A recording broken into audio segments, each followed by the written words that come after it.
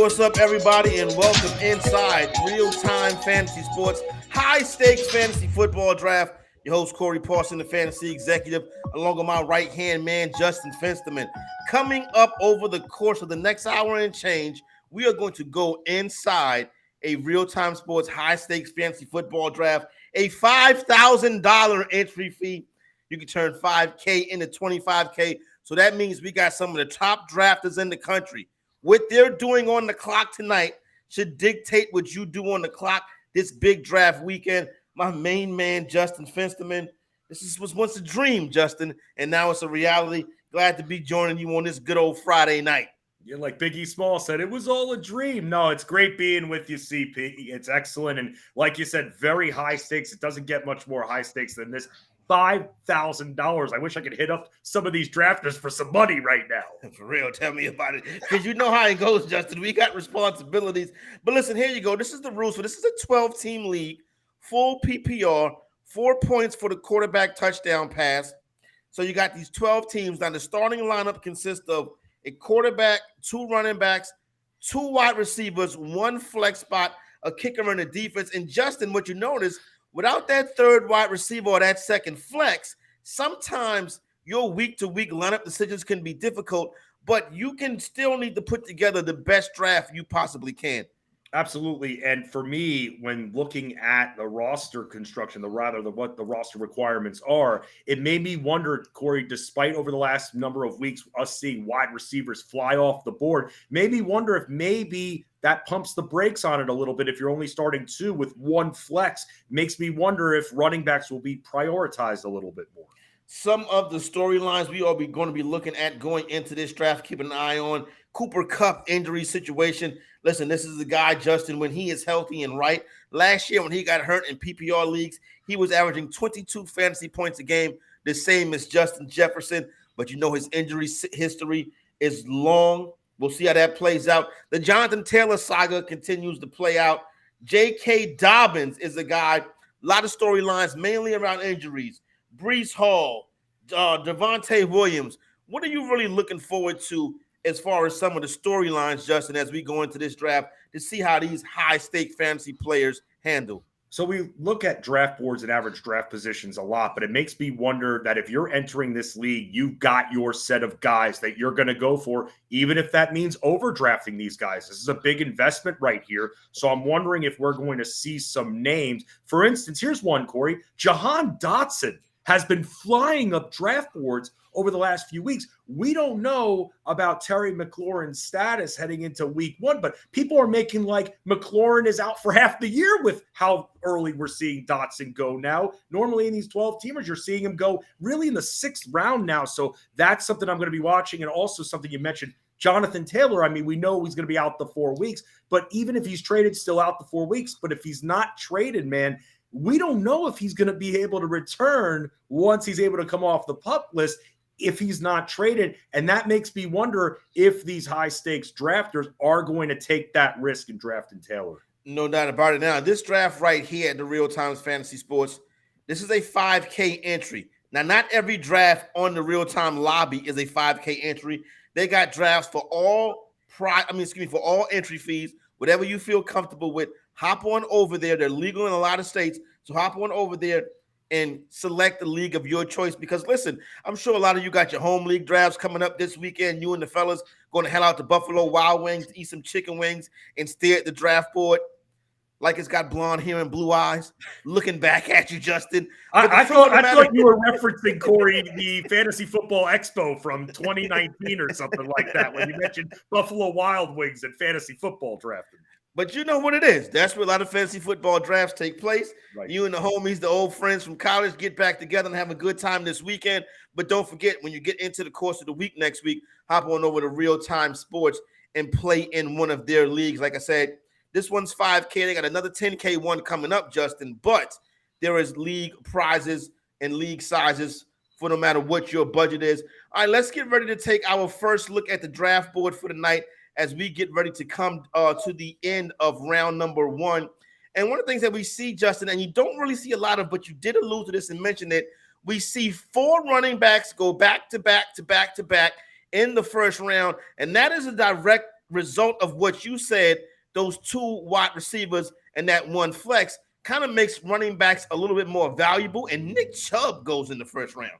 Yeah, we've been seeing that a little bit, him go towards the end of the first round. I was very interested to see where Austin Eckler would end up. It seems like a bunch of analysts are very split on this guy, whether or not he'll be able to have as productive of a year this year, and whether or not do you draft Bijan Robinson before him or not. In this particular draft, we saw Robinson go after Austin Eckler, with McCaffrey being the first running back drafted. But out of these 12 picks here in the first round, man, 6 running backs. And that's why I brought that up, dude, because only 2 wide receivers starting and the 1 flex. If this were 2 wide receivers starting and 2 flexes, you'd see a lot more yellow on this board in the first round. I agree. You would see a lot more yellow stickers. So basically what you see is some guys have been knocked out the first round as wide receivers that we normally see. And then we see 2 guys at the back of round number 1, and Nick Chubb and Tony Pollard. Now, a lot of people, Justin, are higher on Chubb this year without Kareem Hunt there. They think he's going to be able to catch more passes. And obviously Tony Pollard is now the feature running back in Big D for the Dallas Cowboys. Absolutely. And here's the thing with Nick Chubb. I mean, catching passes or not, the volume's going to be there. I'm expecting him to run in about 15 scores this year. I've been all over drafting this guy. I've got multiple shares of him. And I know that in a PPR format, Nick Chubb in the past, people are a little bit down there because of what's going on with his receptions in the past, the reception potential. But you got to throw that out the window. This guy's one of the best runners, a top 3 runner in this league. And because of that, you sometimes have to ignore it. And even in something like fantasy football auctions, Corey, we used to see Nick Chubb even a couple of years ago go for a little bit less, 39-40, as opposed to maybe 50 to 55. So you got that discount. Not anymore. People respect Nick Chubb. People know what he brings to the table, and they're not as worried about the pass catching potential. When you go to the top of the board, 3 wide receivers who are safe as they could come: Justin Jefferson, Jamar Chase, and Tyreek Hill. Joe Burrow is going to be ready to go for week 1. He practiced this week. Tyreek Hill, despite all the in and out the lineup that Tua had last year, Hill still was able to put up really career numbers, going for 1,700 yards. So you got the 3 wide receivers at the top, those 4 backs in the middle. Now, I'll be honest with you, Justin. I'm down on Barkley this year, right? Last year, Barkley was great. His rookie year, he was great, but he also had 2 years riddled with injuries and poor performance. Are you comfortable going back to Saquon Barkley in the first round of fantasy drafts this year? Yes, I am. Yes, I absolutely am. One of my most invested players. We know about the pass catching ability for him. Despite the Giants' offensive line issues that they are going to have, this guy is still going to thrive. Excellent connection that he has with Daniel Jones. And also, let's talk about what else the Giants have besides Darren Waller. Bunch of, I don't want to call them randos, but at the same time, it's not really an established receiving core. And short passing to Saquon Barkley, we saw later in the season, it worked out really well for Daniel Jones. And if it ain't broke, don't fix it. And that was something that was really deadly for their offense. And that's why I have the confidence I do in him. So I've been all over drafting Saquon Barkley this year. Fenstey dropping a "if it ain't broke, don't fix it." I agree with you, though. Yeah, if it ain't broke, don't fix it. Yeah, I mean, it just worked out really well. And part of that, Corey, was because I was looking at props. I was looking at those reception props for Saquon Barkley sitting there at 3.5 receptions. And we saw that number go over a lot. And if Daniel Jones is going to be hurried a lot and the Giants aren't going to give him a lot of protection on the O-line, short passing is going to be his best friend. And that's where Saquon comes in. Check, baby. 1-2, checking it down to Saquon Barkley. Where are you at, Fenstey, with drafting a tight end in the first round? Travis Kelce, obviously the top tight end in fantasy football. When it's all said and done, is probably going to be the top tight end ever. He's going to get a gold jacket. He's going to Canton. Justin, the last time he did not have at least 70 catches and 1,000 yards receiving was in 2015. I'm fine with it, man. I'm fine with it. I mean, look, am I going to draft him first overall? Hell no, I'm not going to do that. But once we hit that 5th, 6th area, like where Barkley tends to go, that's where I start to consider Travis Kelce. Corey, I used to be that guy, and I've said this on a few of the shows here on Better Sports Network. I used to be that guy that would try to wait until even the 11th or 12th round, try to get my value elsewhere for that tight end. And I was just so tired of playing tight end roulette. Then I took over a keeper league team. and that team had Travis Kelce. So for the first time, I got to feel what it's like to have the top guy at the tight end.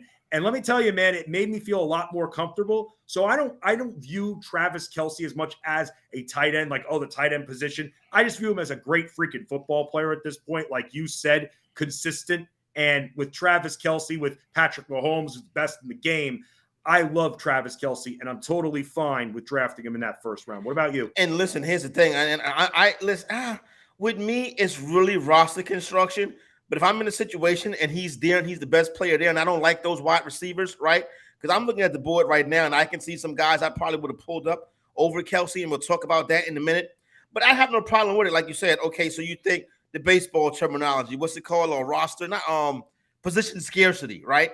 Right. Now, here's the deal. He still gives you the stats. So you can't slide him in your wide receiver or your running back slot, but he's still going to give you the stats. So really, I have no problem. I think that's a very advanced way to look at it when you talk about it with the tight end position. Let me ask you this, Corey, if I can interrupt very quickly. Of course, so Justin. Being that this is an 18-round draft, do you think that Edward, who drafted Travis Kelce here in the first round, I mean, if this were you just drafted Travis Kelce, are you thinking at some point later on you're going to get a second tight end because it is an 18-round draft? Or at this point, you drafted Kelce, you might as well shut every other tight end out of your queue? If I get two strong wide receivers and I'm looking for that flex, if the best player left is a tight end, then I would go double tight end and I'll throw a tight end in that flex spot right there. That's the way I would do it. As a matter of fact, the best fantasy football team I ever had, I had Travis Kelce, and I have another tight end who was dominant in my flex spot. And, it worked out pretty well, especially when you're racking up those catches and stuff like that. So I have no problem going with two strong tight ends, especially when I could throw one in that flex spot. Now, I do find this interesting. The team that started off with Travis Kelce came back in round 2 and drafted Devontae Adams. A Kelce Adams start. Man, listen, Devontae Adams, say what you want to say. I know people don't like Jimmy Garoppolo, and that's why he's dropping into the second round this year. But a Devontae Adams, Travis Kelce start is phenomenal. Devontae Adams had 180 targets last year. You wouldn't think about it based on at times when he pulled the disappearing act, but that's not all his fault. That's a lot with Derek Carr, yes. Right. Exactly. And I'm not as much of a hater on Jimmy Garoppolo. I mean, when he was in last year, they were trying to run Jimmy Garoppolo out of town. And thank goodness the 49ers, for their sake, ended up keeping him before he got hurt, of course, because he turned out to be very productive after Trey Lance, of course, got hurt. Then this guy comes back in, and he was actually decently productive there. So I'm not as much of a hater on him, and it doesn't make me downgrade Adams because of it. And when I see, for instance, Garrett Wilson going in that first round, to me, I'm still leaning Devontae Adams here over Garrett Wilson. There you go. I'm still there with you. I think I would go Adams one spot if I'm ranking him. Adams one spot over Williams, to be 100% honest with you. But listen, these guys played $5, $5K to get into this league. Played $5K to get into this league, Justin. So, obviously these guys know what they're doing and they're putting their strategies together. You do see, as we come close towards the end of rounds number 2, you do see one team start running back. That's the team that start Nick Chubb and Josh Jacobs.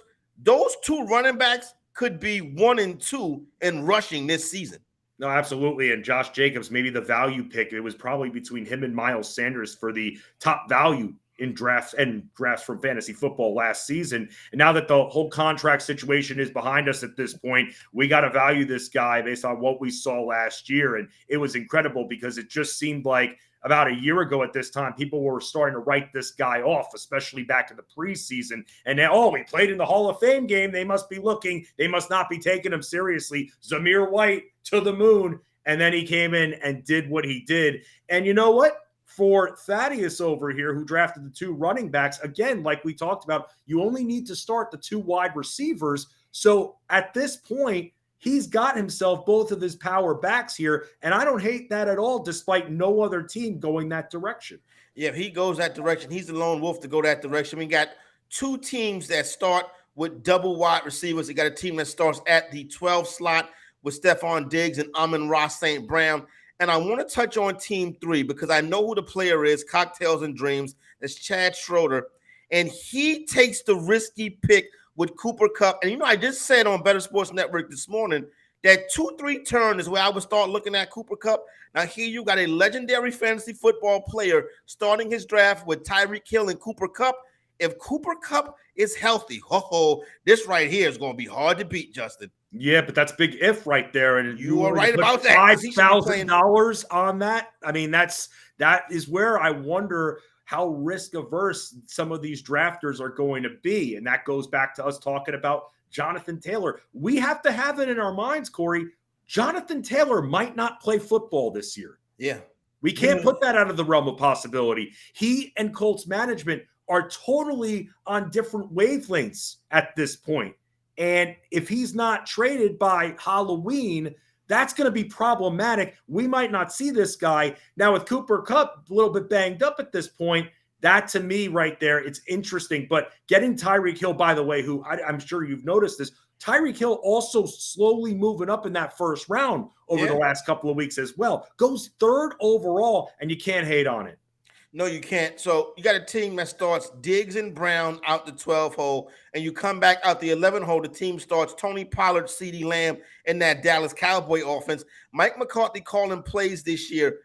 And you know what? I'll be honest. I think this is right. I think Tony Pollard is a better fantasy asset for this season than CeeDee Lamb is. I think Pollard is the Cowboys' best offensive player. No, I love him as well. And again, somebody else where I've been put at the end of the rounds a lot when it comes to my draft position. And I have multiple shares of Tony Pollard this year. And last year, I mean, look, we had to worry about Zeke a little bit too. Zeke was running in those scores despite from what he lacked last year and from the downgrade overall in the talent. We saw Zeke running those scores. Not as much to worry about. I know they've got other guys who have flashed a little bit in preseason, but at the same time, man, I have no issue drafting Tony Pollard at the end of the first round, and I agree with you there. Some interesting things going on in the draft board right now. I want to go in here and hop in and go live, look at the draft board. We just saw 3 quarterbacks go in a row. Now, I think there's some gamemanships going on. Cocktails and Dreams take Patrick Mahomes. Then we see Josh Allen go as a second quarterback off the board.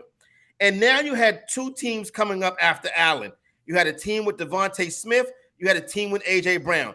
One of these 2 teams was going to take Jalen Hurts to get that stack rolling, and the stack is not going to be A.J. Brown and Jalen Hurts. It's going to be Devonta Smith and Jalen Hurts to go at running back Austin Eckler. So a Jalen Hurts, Devonta Smith stack is on the board.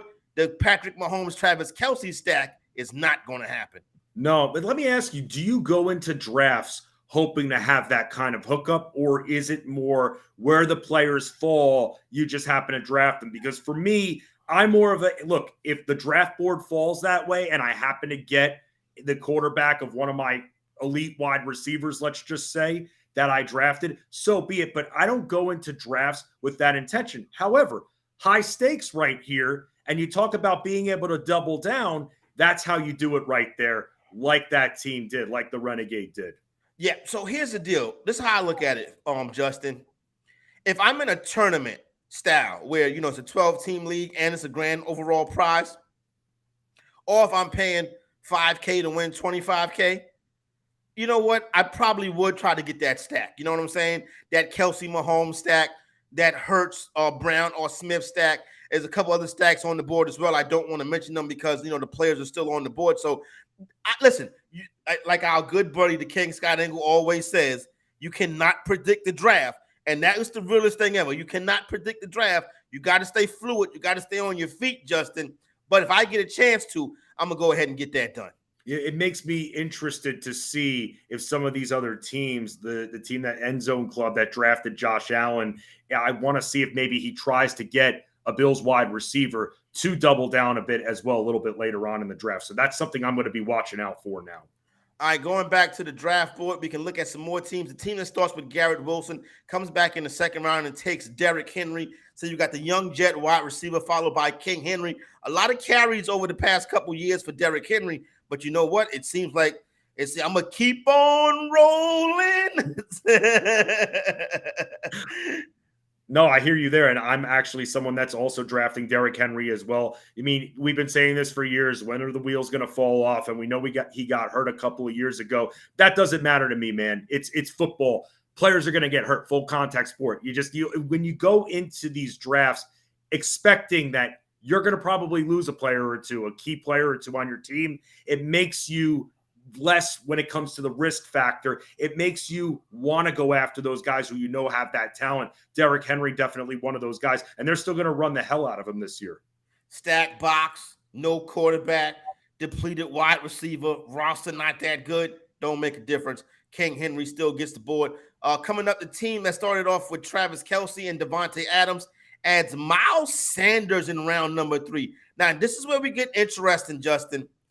A league with a $5K entry fee, Miles Sanders goes into the 3rd round. Should people drafting over the weekend pay attention and take a look at this team right here? Are we missing something with Miles Sanders? I mean, Miles Sanders, from what we've seen, and I know a video came out, and I almost wish this video didn't come out because then everybody flocks to it. Miles Sanders can catch passes. Deuce Staley knows that. And that's the big thing here. And you saw in that meeting in the video that came out about, a month and a half ago, they said that they're going to throw him the football. And now everybody is all of a sudden fully confident that he's going to. Now, he had the groin injury, and everything seems fine now. But when it comes to Miles Sanders, I'm wondering if, you see players that haven't been taken, like Aaron Jones just yet. It makes me wonder if I would have gone with maybe an Aaron Jones over Miles Sanders. I'm in on Miles Sanders, but for me, and I know running backs have been going a little bit more aggressively here, I would have probably waited another round or 2 to get him. Yeah, probably would have been the case as well for myself. Saquon Barkley, Chris Olave, Joe Mixon is the team drafting out of the 7 hole. Nothing really to talk about too much there. I love Chris Olave, a good young wide receiver. Then we got a team with Bijan Robinson, Travis Etienne, and A.J. Brown. Love Robinson coming up this season, rookie running back. I think next year this time, we're talking about Bijan Robinson as pick 1-1 consensus in fantasy drafts. Where are you at on the Falcons rookie running back? I mean, I love him. How can you not love him? All the tape you watch on him, not only explosive on the ground and goes to a team that ran the ball more than any other team last year in the Falcons, but he's also very active, and he's going to be very active in the passing attack as well. And that's something that's going to be huge for Bijan Robinson. So I love Bijan Robinson as well. But I want to ask you about Travis Etienne. I've been out on Travis Etienne. Yeah. I just haven't drafted him. And part of the reason, there are 2 reasons there. Number 1, there are a lot of pass-catching weapons in Jacksonville. Number 2, I really do wonder if Tank Bigsby is going to be vulturing a lot of those goal line scores, and that's going to drop the production potential down for Travis Etienne. Maybe them drafting Tank Bigsby allows Etienne to be used a little bit more exclusively, not fully, but a little bit more in the passing attack. So we know he can catch passes. But Corey, I worry about this guy, and especially him getting vultured, and also in a very crowded offense. Listen, and I think you have good reasons to worry about that as well. Touchdown production was not there last year. He's a very good young running back. But, Justin, he kind of reminds me of one of these players that's better for the Jacksonville Jaguars than he is for your fantasy team. And we do see situations where that happens. So, listen, I don't have Etienne on any team so far this season. I don't think he's a bad player, but I want to see, a little bit more touchdown production before I pay his draft price. Continuing to move along the board, Austin Eckler, Devontae Smith, Jalen Hurts. We talked about that team a little bit earlier. Then we got Christian McCaffrey, Jalen Waddle, Josh Allen. Where you at on Josh Allen, Fensty?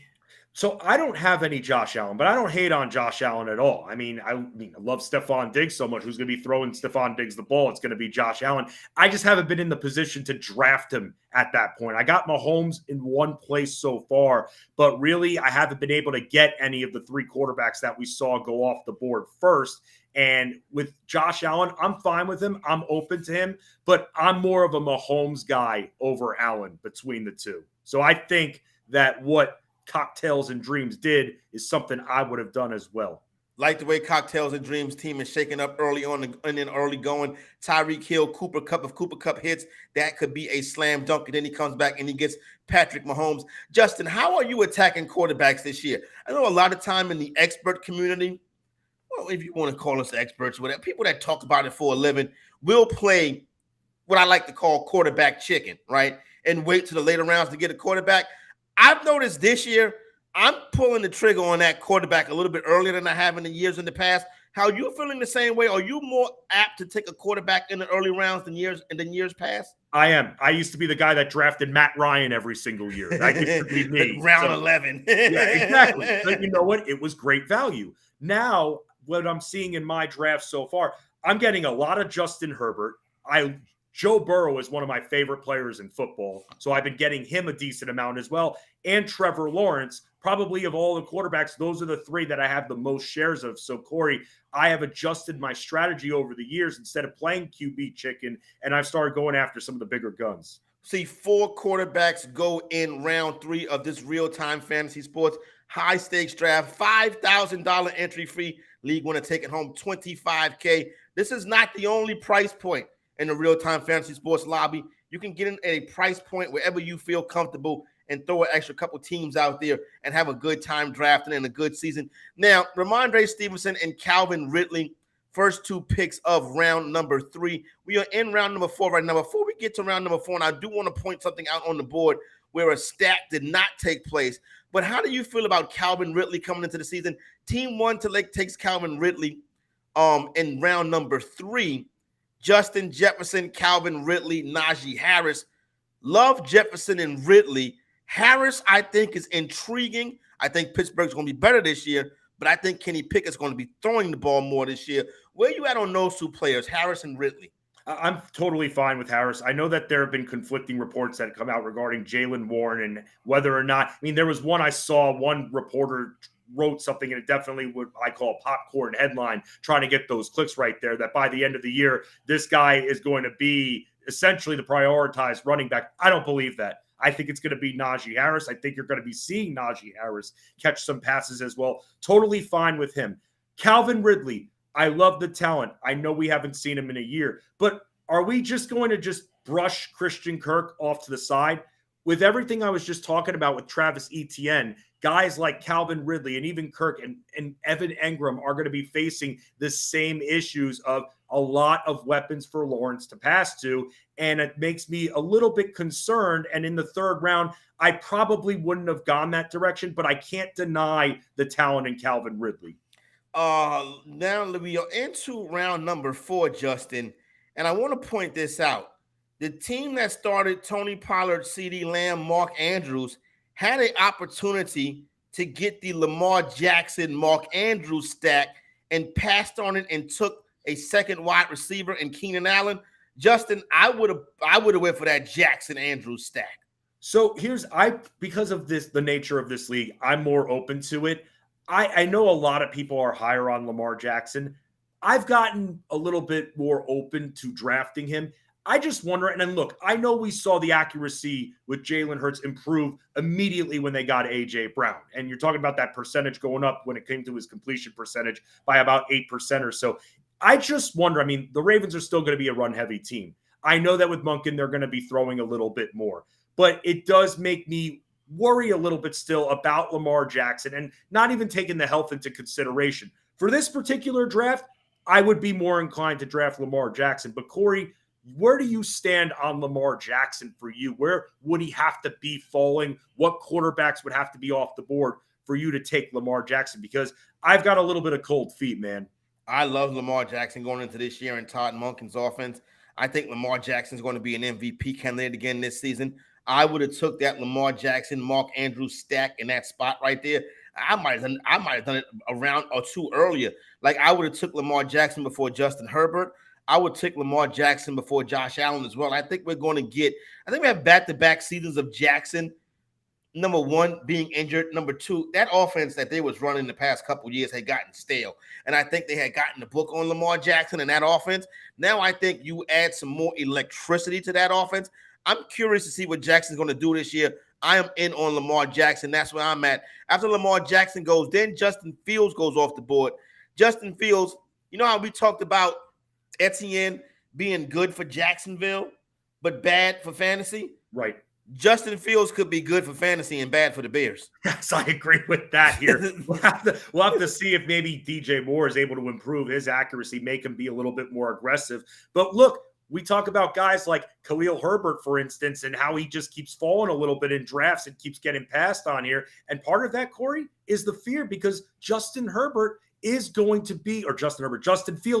to be running a lot still. That's not going to change. So with Justin Fields, you know what he has there. He's got that Jalen Hurts style when it comes to the running. That's not going to change so much, but having someone like a DJ Moore certainly helps when trying to pad up that receiving core.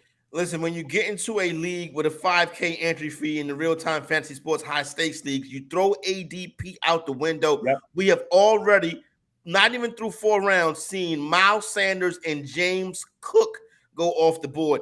James Cook is one of those people, that they rise, their value goes up, up, up. We got another stack, y'all. Their value goes up, up, up, up. James Cook is that guy. Justin, I'm buying into James Cook.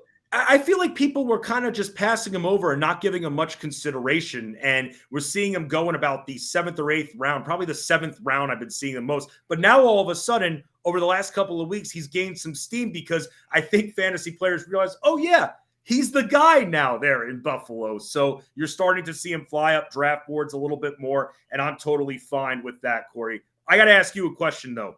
Somebody else that I'm out on, someone that I'm very worried about, who went at the beginning of the 4th round, Deebo Samuel, man. I just think his production potential is capped. They've got multiple running backs in San Francisco that can also both catch passes, and they've got a good amount of pass-catching weapons as well. I just don't think Deebo Samuel has as high of a ceiling as we've seen in the past. And I agree. Better for the 49ers than for your fantasy team. But as a wide receiver 3, Justin, I think it's worth it.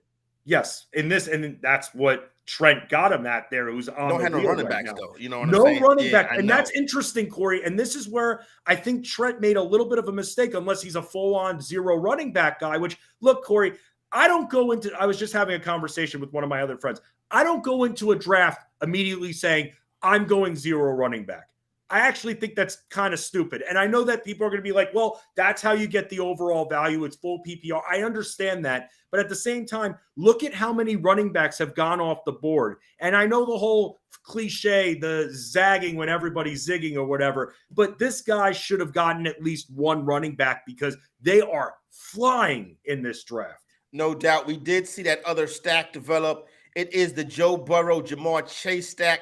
The team is Jamar Chase, Christian Watson as the wide receivers, Jahmyr Gibbs, Ramondre Stevenson as the running back. The stack is complete with Joe Burrow. The Burrow-Chase stack might be the most attractive stack going into the season this year. Yeah, and if I was Dylan, who was picking at 9th, or rather 10th, 9th, I would have probably tried to stack T. Higgins and Joe Burrow at this point. I would have tried that too. There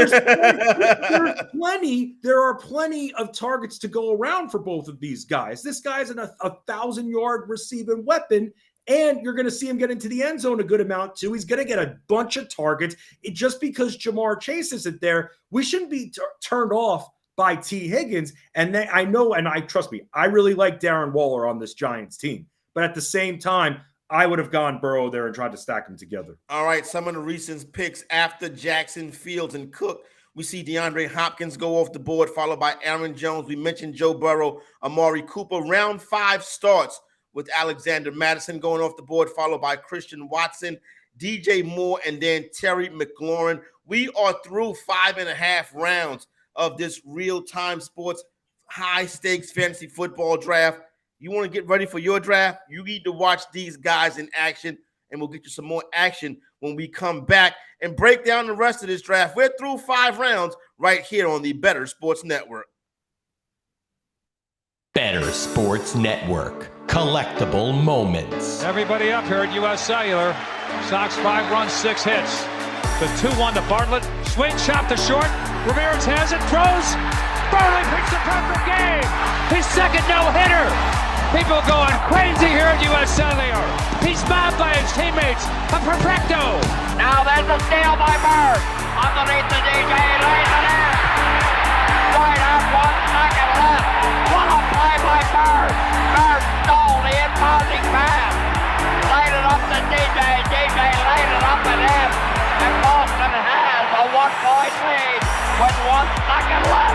Out of the eye I formation on first down. Peterson the carry, looking for running room on the right side, has it to the 25, across the 30, across the 35, and out of bounds at the 40-yard line. Adrian Peterson has just gone over 2,000 yards for the season, the 7th man in NFL history to cross the 2,000-yard mark. Well, a thundering ovation for number 66, Mario Lemieux. Just the emotion I'm sure Mario is feeling in this place. You don't appreciate something until it's gone, and it's so great to have Mario back. Yager turns around. Over to Lemieux. Mario Lemieux, his first goal in his comeback here tonight at the Mellon Arena. And the Penguins lead 3-0, and he is smiling like a butcher's dog. Mario Lemieux. Oh, the band is out on the field. He's going to go into the end zone. The Bears have scored, but the Bands are out on the field. Pearson moves in front of the STP Dodge. Petty comes back to the inside. They almost touch as they move down low in the bank, and they're going to be side by side as they exit the bank and head for the finish line. Richard Petty goes back in front. They both spin. They're in the wall. Petty is slamming into the wall. He's coming down toward the finish line. Will he make it? Pearson is still running. The winner is car number 21. An amazing finish. Richard Petty's car demolished the front end, as well as car number 21. An unbelievable finish, a terrible crash. David Pearson has won the Daytona 500. Leitner catches, comes down, dribbles, shoots, scores! Christian Leitner has hit the bucket at the buzzer! Pitched by Downing, swinging, there's a drive into left center field. That ball is going to be out of here. It's gone. It's 7-15. There's a new home run champion of all time, and it's Henry Aaron. The most valuable player is Magic Johnson. 42 points, 15 rebounds, and 7 assists. He starts at center, plays forward and guard, and leads the Los Angeles Lakers to a world championship 123-107 over Philadelphia. Whether you collect sports memorabilia, fantasy championships, or winning bet slips, talk about it on Better Sports Network.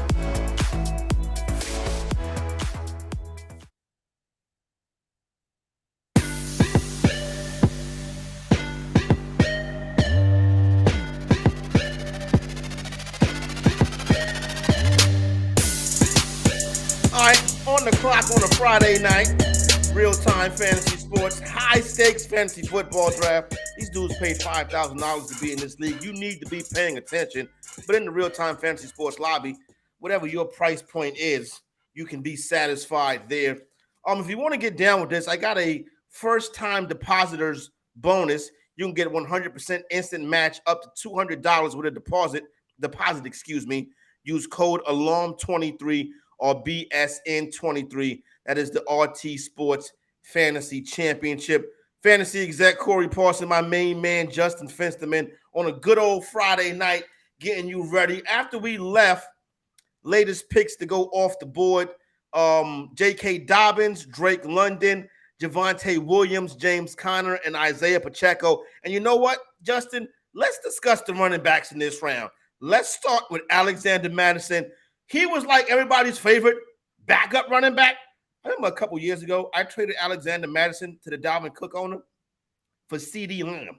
Wow. Like, you know what I'm saying? Like, but now that Madison got the job, I thought that, what is it that the community doesn't like about Alexander I've been trying Madison? to figure that out, man, because I've been in on him. I think the value's been fair, especially in this draft as well. Minnesota's offensive line. I mean, they've never really given any indication that they don't trust in this guy. We know that Kirk Cousins is going to throw, but Madison's still going to get the volume there. I know that people are a little excited later on regarding Ty Chandler, but to me, Corey, I have no problem drafting Alexander Madison as my RB2 like 5KHS did here, who was at first pick, or even as my third running back, especially that third running back, man. I have no problem taking a shot on him.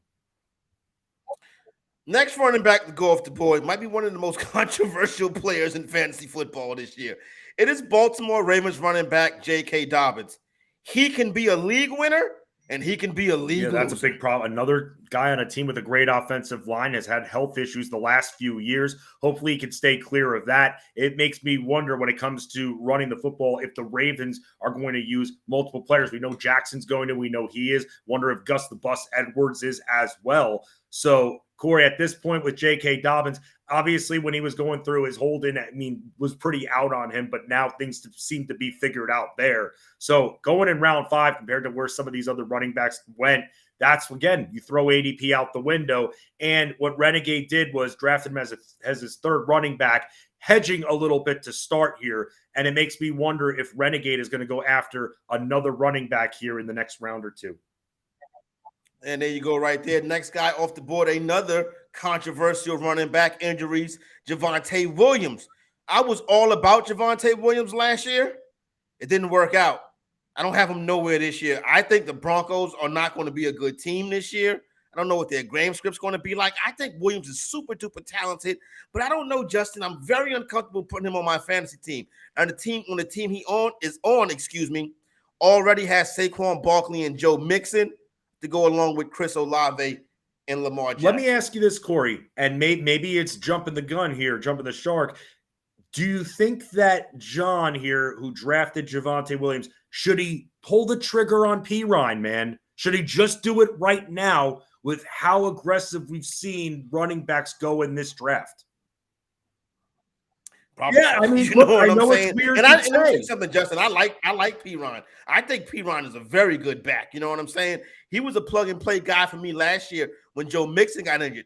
Pirine can be a starting running back in this league. He has the talent. He just seems to get caught behind people. But if Pirine has a better fantasy year than Williams, or would you be all that surprised? I only think he will if Williams gets hurt again. If that does not happen, if Williams, let's just say, misses only a couple of games, and that's it. I don't see that happening. I still think Javonte Williams is the guy. I have a share of him. But at the same time, Corey, again, when John's on the board with how we've seen running backs go in this particular draft, and I know he's got a couple already, I'm just wondering if he's a little bit paranoid that Pirine is going to be taken before it gets back to him in the 7th round. I know he's about to be on the clock, and that's something that I am going to be laser focused on when he's up in the next pick here.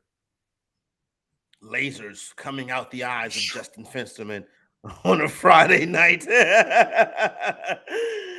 It's your anniversary. 10 years, man, and I haven't been kicked out of the house yet. How about that? Good job, Justin. You did way better than me. After Javonte Williams, James Conner and Isaiah Pacheco go off the board. I can get with Isaiah Pacheco. What am I going to do with James you Conner? Would think that with everything going on in Arizona, I've been staying away from all Cardinals. And this is about to be the 2nd straight year that I stay away from all Cardinals. Will we see Kyler Murray this year? We don't know if we'll see Kyler Murray this year. Are they going to stack the box against Connor a lot, majority of the game? Heck yes, defenses will. So I'm a little bit worried about James Conner, and I don't have him anywhere. If it's one of those situations, Corey, that if he starts to fall, and I got a bunch of other running backs, then I'll take him. But I'm not prioritizing James Conner. Yeah, all right, bet. So Isaiah Pacheco. I'm fine with Isaiah Pacheco. I have no issue with him. I liked what I saw last year. I'm not threatened by any of the other running backs that Kansas City has. So with him, I'm totally fine with that. Although I'll say this, with Dylan as the 2nd running back, I'd much rather have him as my 3rd or even my 4th. But again, we're seeing the aggressiveness with the position. So you got to start taking these guys. And at the end of the day, where he got him in round 5 compared to where some of these other backs have gone, I'm more lukewarm on him, but I'm fine with drafting him, unlike James Conner. Shoot those lasers back out your eyes, and let's look at Dylan Goldberg's team a little bit deeper. His team name is G Money 23. Is this Draymond Green? Is it? Does he play fantasy football? Maybe it is Draymond Green. For this purpose, it's Draymond Green. Garrett Wilson, T. Higgins, and Mike Evans, the wide receiver crew. Darren Waller at tight end. Derrick Henry and Isaiah Pacheco at running back. I think it's okay. I love the T. Higgins pick. Darren Waller, I love. And because, I love him so much, but I'm starting to see him get prioritized a little bit more, especially early in that 4th round.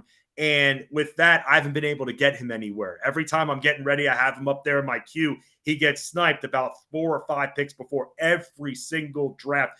Mike Evans, I know that there's a little bit of a contract situation, but from what I was reading on it, it's more about the future beyond this year. So I don't think there's going to be any kind of holdout situation if he can't get a new deal from Tampa. So for me, Corey, I'm very worried about Tampa's offense. They don't have any they don't have any protection for Baker Mayfield. Baker Mayfield cannot get the ball out nearly as quickly as Tom Brady. He is going to be rushed the entire game. He's going to be on his feet, on the ground. And I'm worried about guys like Godwin and Evans. And really, if I'm more accepting of one of them, and I know both of their skill set, I'd rather maybe save that draft capital and go Evans. But I've been really shying away of drafting these receivers. I have been drafting Rachaad White a little bit because he had been going a little bit later on. But outside of that, man, I've been staying away from Tampa. You mentioned Rachaad White. There's a trio of running backs that go off the board to close round 5 and open up round 6. David Montgomery, Breece Hall goes, and Rachaad White. Let's start with Breece Hall. He's the first Jet running back off the board. And with that, and rightfully so. But here's the thing, and remember, Breece Hall coming off a pretty major injury. We know how great of a talent he is, but he's a young guy, and the Jets are going to be heavily invested in him. The Jets are going to bring him on slowly. That's why they brought in Dalvin Cook. So if you draft Breece Hall, by hopefully mid-season or even the end, we're seeing what we saw last year. But don't get so frustrated after the first few weeks, because you're hearing it right now and you've been warned that after the first few weeks, if he's not giving you what you're expecting to get from the production standpoint, this is what you're investing in, because the Jets and these teams, Corey, and we've worked in this business for a long time, they don't care about fantasy. They don't care about the individual stats. For the Jets, they've got such a small window to do damage, make the playoffs, maybe go on some kind of playoff run, and they're going to need Breece Hall to do it. So don't be surprised if you see this guy's carries get capped for the first quarter of the season at least.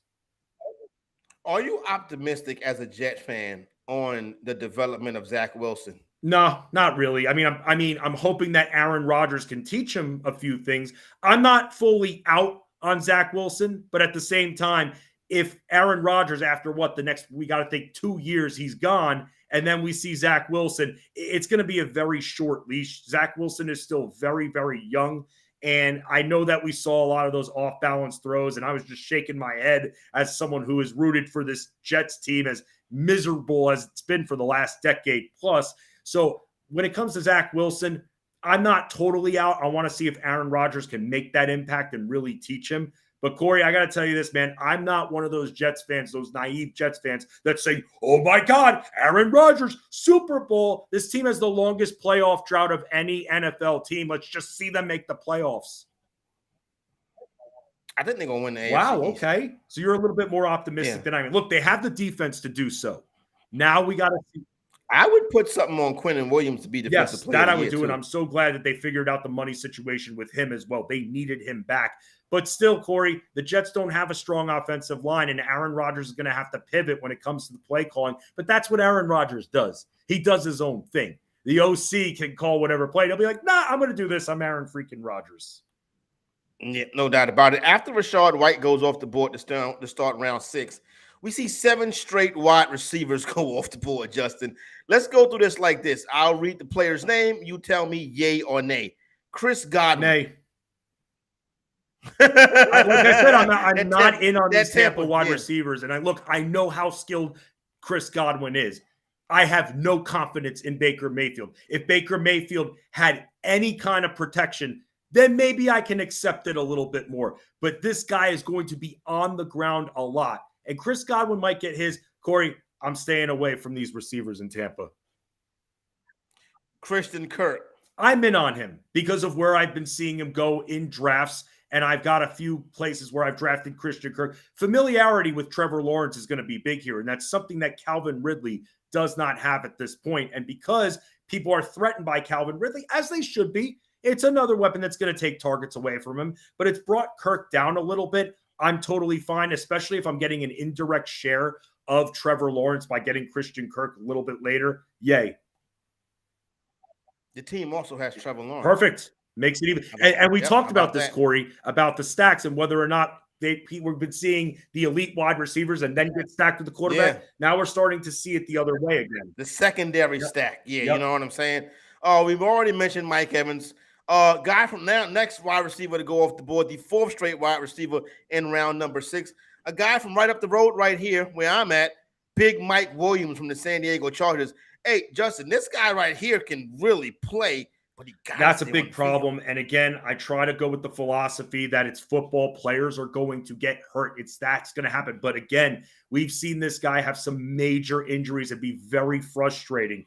Justin Herbert's going to be throwing a lot. We were talking about Keenan Allen before.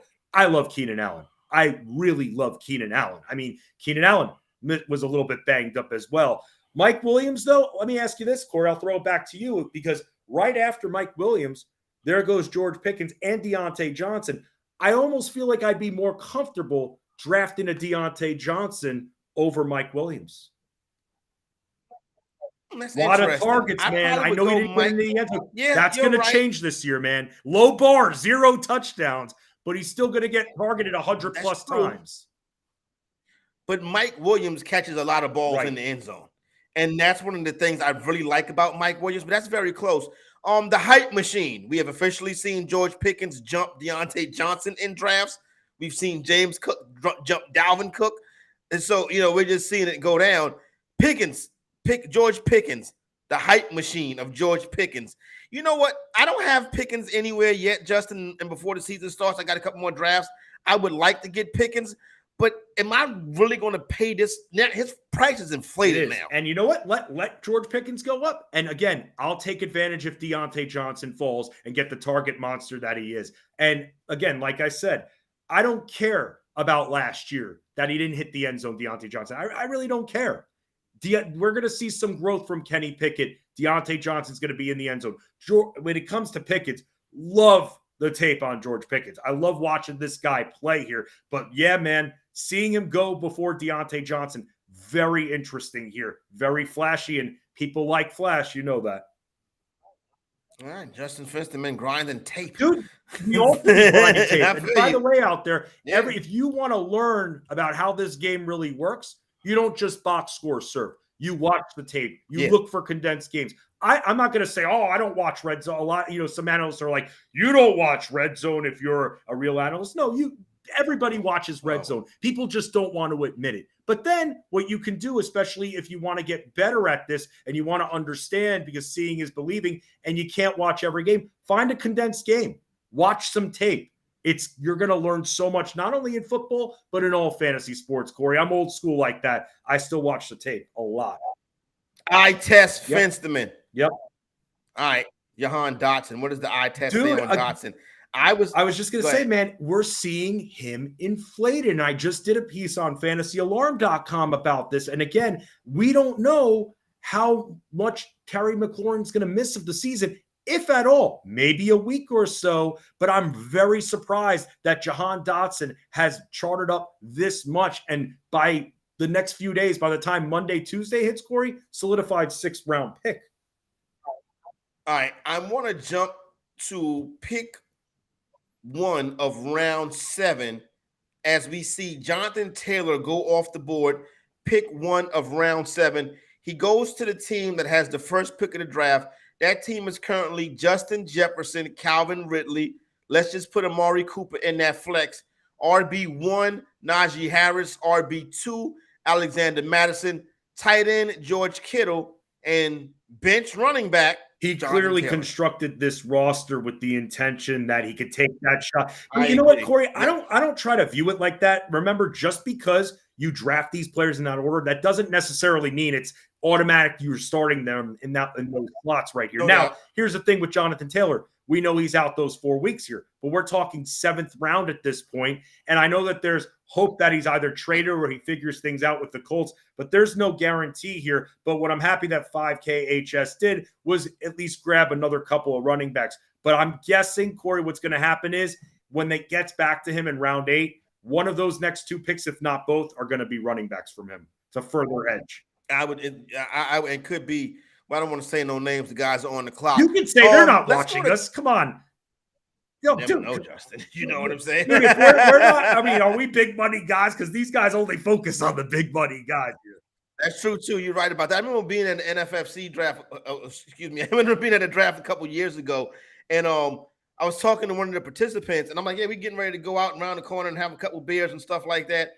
And the guy looked at me. He looked at me up. He left his eyes, left his computer screen, and he looked at me and he said to me, "This is a business trip."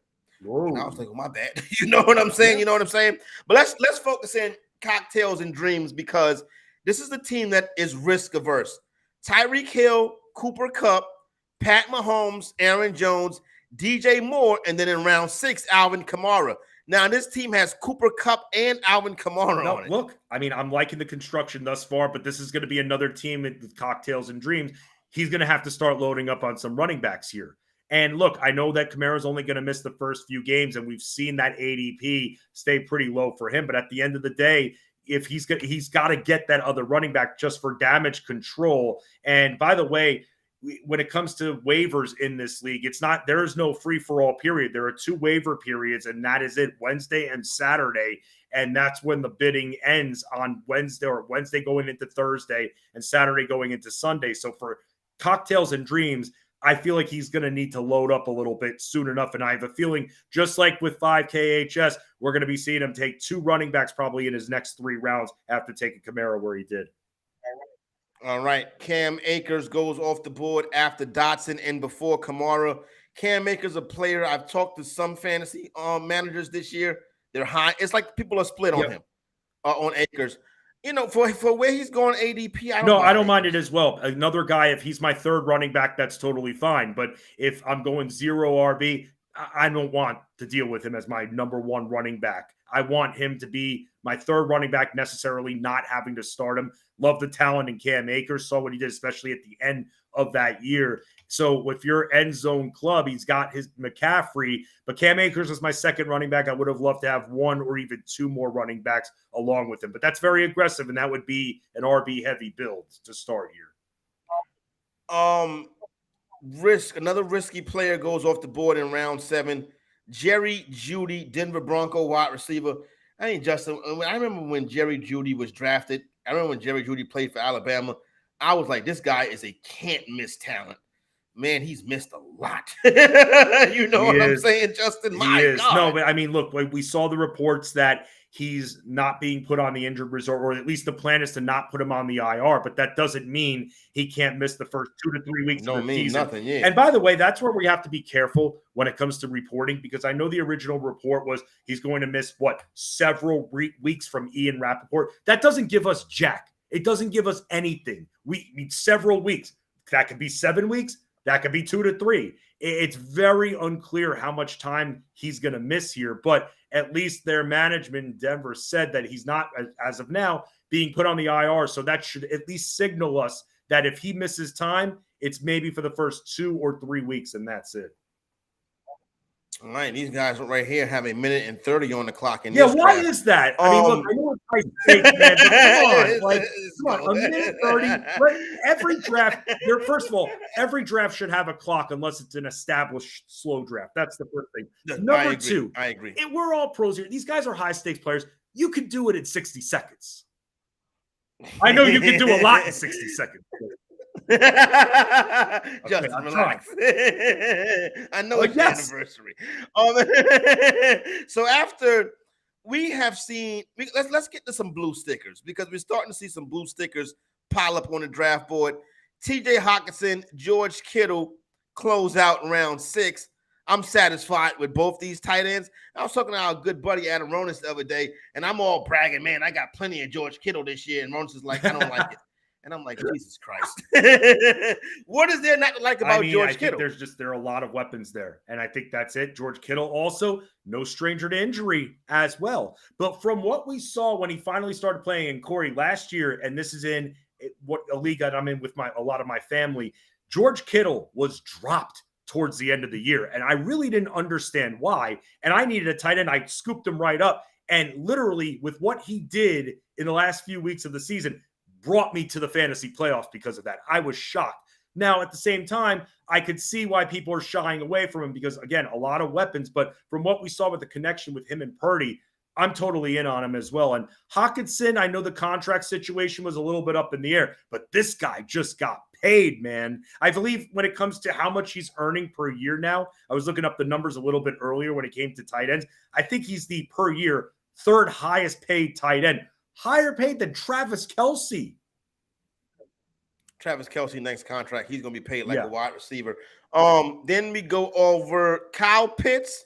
Can you do something for me? Dallas Goedert and my man from Pittsburgh, Pat Freiermuth.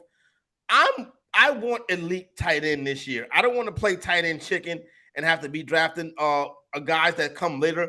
Like Evan Ingram has already gone off the board. He's kind of my cutoff. I want to have my tight end by now.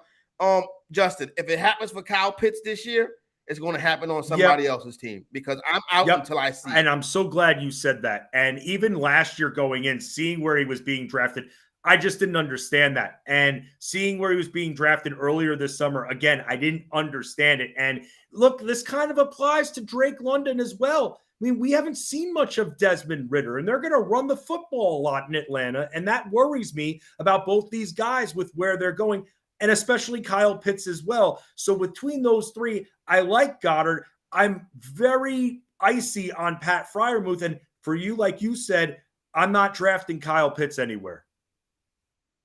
Yeah, I got to see it from Kyle By the Pitts. way, I want to say this, my cutoff tight end, sure. Dalton Schultz. That's been my cutoff tight end. Oh, you're going a little bit deeper. Okay, I got that. Then, so you're not going as deep as like Dalton Kincaid. I try not to. I mean, look, I'm going to have, I believe in, from all my drafts, I have one share of Juwan Johnson, which I'm fine with. But yeah, really for me, what I try to do is if I'm going to go and wait, because again, I've been really focused on trying to get at least a little bit of Darren Waller. But after that, and especially if it's coming off a run, then my focus then shifts to someone like a Dalton Schultz if I'm going to wait. Starting to get mid-level running backs, Dalvin Cook, DeAndre Swift go off the board. Brandon Cooks in Dallas. I found myself having a lot of Brandon Cooks as a wide receiver. And that's somebody that you'll be able to draft late. And I'm wondering whether or not there's a lot of confidence there. He's playing on a lot of teams, man. This guy's going to be at the end of his career on half the league's teams. Like a lot of people, I know, right? He's going to be like, you know what I'm saying? He's like, wow, you play for all of these teams? He got jersey swap with everybody. Like he might have a jersey swap with himself. I mean, do you see this guy? Do you see Brandon Cooks being able to get targeted in the 80 to 90 range area on this Dallas team? You know what I think Brandon Cooks, if you remember how when the Cowboys toward the end of last season added T.Y. Hilton and he made some big plays down the stretch, I think he'll be a better T.Y. Hilton for this offense. So I think a solid wide receiver 3 for fantasy. After that, we see Elijah Moore and Jordan Addison go off the board. This so happens the Elijah Moore owner, his next pick was Deshaun Watson. So now we're starting to see those secondary, maybe not even secondary, maybe fourth dairy stacks start to come together. But where are you at on Jordan Addison? That's interesting. The Minnesota Vikings. No, I like him very much. And, part of that is because I love this Vikings offense. And I told you I was in on Madison, obviously Jefferson. I love Kirk Cousins. I think guys like Kirk Cousins, Geno Smith are being totally disrespected from drafters. They're going very late. I'm totally fine with either one as my QB1. So as an extension of Kirk Cousins, and from, again, watching a lot of the tapes and trying to find as many condensed games as I can, I love the way this guy runs. He's acrobatic. He's got a lot of agility. I love Jordan Addison. I don't have any Jordan Addison yet, but that's somebody that I wish I can have. I have a few more drafts. I'm hoping to get at least one share of. How about you? Yeah, I'm with you on that one. I got a few more drafts too, and if I can get Jordan Addison, one share, I'll be cool with it. I think the Vikings are going to have a negative game script this year. Like I think the Vikings are like a 5-6 win team. I think they're going to regress off of all those one-score losses from last year. So I think the football is going to be in the air a lot, which makes it very good for fantasy. After that, we see Khalil Herbert, and then we see Deshaun Watson go off the board. I've asked this to a couple of people this draft season. Would you rather have Deshaun Watson or Russell Wilson? Ooh, I'd rather I'm going to give Watson a chance here. I mean, look, we're used to seeing Watson, and last year I throw out the window because he missed most of the year. So who knows what was going on while he was missing all that time from suspension. But Deshaun Watson is someone who I've seen over the last number of weeks fall on draft boards a little bit, and it's made me a little bit more intrigued. He's going to have a lot of protection with the strong O-line there. So with that, and he's got some more weapons there. You mentioned Elijah Moore. I'm actually fine with Deshaun Watson. I'd probably go that direction. Not hating on Russell Wilson. I don't have any Russell Wilson anywhere yet, and somebody else who's going extremely late. But Deshaun Watson, I really like when it comes to where he's been going now. We're seeing him fall. And often, Corey, what I'm seeing is there's a big gap between a Trevor Lawrence and Deshaun Watson now. And I'm trying to take advantage of that value. No doubt. I would agree with you on that. After Watson, Evan Ingram goes off the board. Then Gabriel Davis fooled me once. You won't fool me again. Then we see Michael Pittman. And then the dynamic duo of Antonio Gibson and Brian Robinson Jr. This is one of the draft day conundrums that a lot of people have. I am an Antonio Gibson guy. Are you a Brian Robinson guy? I am still an Antonio Gibson guy because now that we've got the enemy in there, can we just throw this guy a bunch of passes, please? Like, seriously already. What's it going to take? The guy was a receiver in college. Why are we ignoring this guy at this point? You talk about Terry McLaurin being out. Use this guy a little bit more. I love the talent of Antonio Gibson a little bit more than Brian Robinson. Brian Robinson, to me, and I know he was coming off, he got shot last year, and I know that put him behind the 8 ball a little bit, but wasn't that impressed with him, man. And I still want to go after Gibson, but I find myself just shying away from the Commanders' backfield. Yeah, I'm a Gibson guy, and I like what that Bieniemy said. He's going to be moving him around, putting him in different spots this year. Like you said, it's not really the main thing you want to target. You probably wanted to target the passing game before you target the running backs there. But when you get to this round of the draft, I think there could be some value, especially when you get into bye weeks. You're going to be like, oh, man, Antonio Gibson, yes. Brian Robinson, yes. After that, we see Tyler Lockett, Marquise Brown, and JSN. And look at this, Justin, in round 8. That's crazy. That's wild.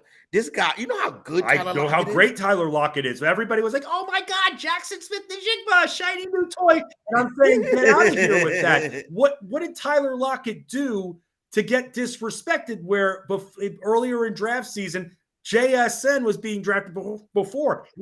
JSN, I know he is. And for Dynasty, I love it, Corey. 2 years, 3 years down the road, we're going to be all loving this guy, and he's going to be great. But there's a lot of competition for targets. And Tyler Lockett, I know he's had seasons where he's been productive for part of the year, and then all of a sudden he disappears. But we're starting to see the consistency a little bit more. I love Tyler Lockett. I have a bunch of Tyler Lockett. And to me, that's what's turned me off about JSN even before the injury. Let's take a little bit deeper look at Team Renegade. Starts off with Austin Eckler in round 1, comes back with Devontae Smith, then executes the stack, gets Jalen Hurts. Then we see James Cook and J.K. Dobbins. So Eckler, Cook, Dobbins, running back room. And then the wide receiver room, Devontae Smith, Jahan Dotson, Tyler Lockett, and Zay Flowers. I can get behind this team. I mean, I like it, especially the last 2 picks he made in Lockett and Zay Flowers. I mean, love what I've seen from Zay Flowers. I think he's going to help you. Talk about you being all in on Lamar Jackson. Zay Flowers is going to be a big-time help. Let's not forget about Bateman, too. But Zay Flowers, he is going to be highly, highly productive, and I really like him. And I just love how late that he got Tyler Lockett in the 8th round. That's going to pay dividends for him. No doubt. I'd have took Tyler Lockett before Addison, before Moore, before Sutton, before Ayuk and Judy. So good pick right there. After JSN goes to Cocktails and Dreams, it's a lot of risk on that Cocktails and Dream team. We see Devin Achane go, the Miami running back, and then the interception throwing quarterback for the Dallas Cowboys, Dak Prescott. And then we see, I gotta tell the truth, Justin. If I see it, I gotta say it. Oh, I thought you were about to. No, Justin. No. You're not getting ready to go on one of them Dak Prescott rants, right? But I'm not, because it's a Friday night and it's your anniversary. So I mean, you can. It wouldn't impact my anniversary one way or another here. If you're talking about like washing dishes, he said, Corey don't like Dak Prescott no more. I was waiting for that because Corey, I've been watching. You're on a lot of streams on Better Sports Network, and I've been watching you, and I've heard you say this a few times about the interception throwing Dak Prescott. And by the way, our producer Sean Angle here was not clowning me, but he was just mentioning, as I mentioned, I thought that he was going to go 2 straight running backs here, 5K HS after drafting Taylor, and he went just one in AJ Dillon, who I love, by the way. My prediction for AJ Dillon surpasses 200 carries this year, first time. All right, and listen, I got him on a couple teams, so I There's feel one good about problem, that. though, Corey. There's one problem with that. Sure. The Packers showing interest in trading for Jonathan Taylor. So it makes me wonder if 5KHS thinks that if the Packers trade for Jonathan Taylor, they either send back A.J. Dillon or now he may have his own handcuff situation if Aaron Jones gets traded for Taylor. Interesting stuff right there. Good call right there.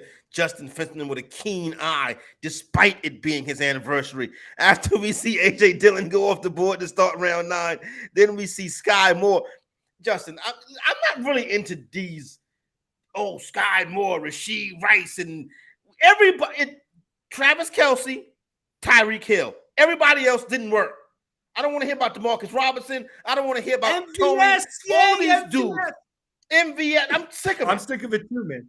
Pat Mahomes, Travis Kelce, and that's it. Mahomes warned us about this last year. You normally don't listen to what the players have to say. Everybody is all pampering everybody normally. But Mahomes did say it to the fantasy audience that you're not going to like our offense because I'm going to spread the ball around. Obviously, Travis Kelce not included in that. He's his own mountain at that point. So I'm with you, Corey. If I'm going to take a shot on one of these Kansas City receivers, it's going to be very, very late. So I have that indirect share of Patrick Mahomes. But that's it. It's not, for me, I don't have any Sky Moore so far.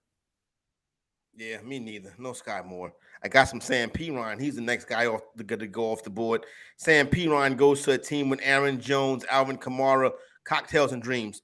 So he takes Perine to go with Jones and Kamara. He's piecing it together. No, he is piecing it together. I mean, the running back core is going to be interesting. I mean, he's banking on at this point that Perine from the get-go is going to be getting some of those receptions because he's going to need that at this point. Again, full PPR league. I wish that running back depth had a little bit more to it, but at the same time, Corey, I know you know Cocktails and Dreams, established high-stakes player. He's definitely got some plans coming up in the next few rounds somehow to load up a little bit on these running backs. No doubt about it. I guarantee that. After that, we got Jamal Williams go off the board, then Zay Flowers, Nico Collins. Nico Collins, I guess we call him a post-hype sleeper. Yeah, I mean, look, with Nico Collins and who's going to be prioritized when it comes to Houston. By the way, I mentioned Dalton Schultz before. He could be that guy. Yep. Nico Collins, again, we want to be able to think that CJ Stroud's going to be hitting him a lot. Not a lot of other established receivers on that team. So, again, would I take him before maybe a Treylon Burks? Probably not. I probably wouldn't at that point. But still, it's, again, you got to take shots. High stakes at this point. You're looking at a receiver room that's really not that deep in Houston with a prioritized draft pick that they had in CJ Stroud. So, but of course, now you got to think that Paul over here who drafted him thinks that he's going to be the top dog there.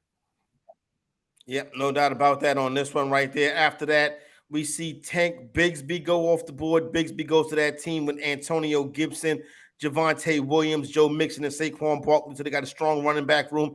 And then Michael Thomas goes off the board. He'll be on the waiver wire soon. Then we see Juju Smith-Schuster go to Draymond Green's team.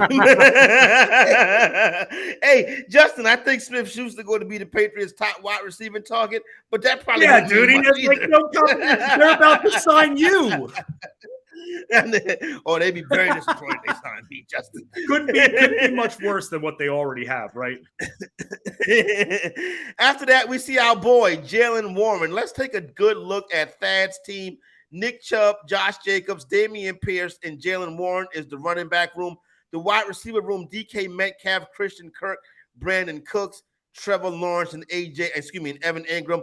So you got a Jacksonville stack with Lawrence, Cook, and Ingram, followed by Nick Chubb, Josh Jacobs, Pierce, Warren, Jalen Warren on the team as well to go along with Brandon Cooks. I like it. I mean, you got to love those three running backs that he started out with, especially Damian Pierce. And I know Singletary's there too in Houston, but I think that Pierce is still going to be able to catch some passes as well besides Devin Singletary. I know that people are a little bit worried about the involvement regarding Singletary. And look, with Jalen Warren, with the way that he's been able to address that running back position, he doesn't need Jalen Warren to start at this point. He's going to wait and see if Najee Harris loses some of those carries early on, but I don't think that's going to happen.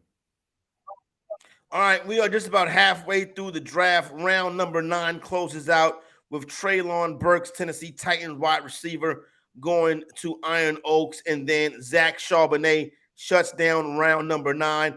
Romeo Dobbs and Anthony Richardson open up round number 10. We are rocking and rolling through this real-time fantasy sports high-stakes draft. $5,000 entry fee, but you can hop in that lobby and find the price point that is best for you. When we come back on the other side, we continue to roll through this draft. It's Corey and Justin on a Friday night getting you ready for the fantasy football season. Better Sports Network. Collectible moments. Everybody up here at U.S. Cellular. Sox 5 runs, 6 hits. The 2-1 to Bartlett. Swing, chop to short. Ramirez has it, throws. Burley picks the perfect game. His second no-hitter. People going crazy here at U.S. Cellular. He's mobbed by his teammates. A perfecto. Now there's a steal by Bird. Underneath the DJ, lays it in. Right out one, second left. What a play by Bird. Bird stole the impounding pass. Laid it up to DJ. DJ laid it up at him. And Boston has a 1-point lead with 1 second left. Out of the I formation on first down. Peterson the carry, looking for running room on the right side, has it to the 25, across the 30, across the 35, and out of bounds at the 40-yard line. Adrian Peterson has just gone over 2,000 yards for the season, the 7th man in NFL history to cross the 2,000-yard mark. Well, a thundering ovation for number 66, Mario Lemieux. Just the emotion I'm sure Mario is feeling in this place. You don't appreciate something until it's gone, and it's so great to have Mario back. Yager turns around. Over to Lemieux. Mario Lemieux, his first goal in his comeback here tonight at the Mellon Arena. And the Penguins lead 3-0, and he is smiling like a butcher's dog. Mario Lemieux. Oh, the band is out on the field. He's going to go into the end zone. The Bears have scored, but the Bands are out on the field. Pearson moves in front of the STP Dodge. Petty comes back to the inside. They almost touch as they move down low in the banking. You're going to be side by side as they exit the bank and head for the finish line. Richard Petty goes back in front. They both spin. They're in the wall. Petty is sliding, slamming into the wall. He's coming down toward the finish line. Will he make it? Pearson is still running. The winner is car number 21. An amazing finish. Richard Petty's car demolished in the front end, as well as car number 21. An unbelievable finish, a terrible crash. David Pearson has won the Daytona 500. Leitner catches, comes down, dribbles, shoots, scores! Christian Leitner has hit the bucket at the buzzer! Pitched by Downing, swinging, there's a drive into left center field. That ball is going to be out of here. It's gone. It's 7-15. There's a new home run champion of all time, and it's Henry Aaron. The most valuable player is Magic Johnson. 42 points, 15 rebounds, and 7 assists. He starts at center, plays forward and guard, and leads the Los Angeles Lakers to a world championship 123-107 over Philadelphia. Whether you collect sports memorabilia, fantasy championships, or winning bet slips, talk about it on Better Sports Network.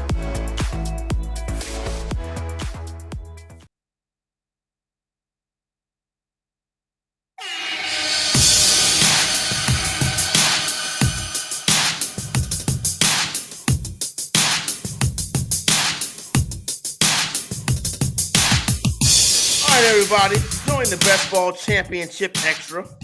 Overall grand prize is $10,000, $100 in each prizes in each league.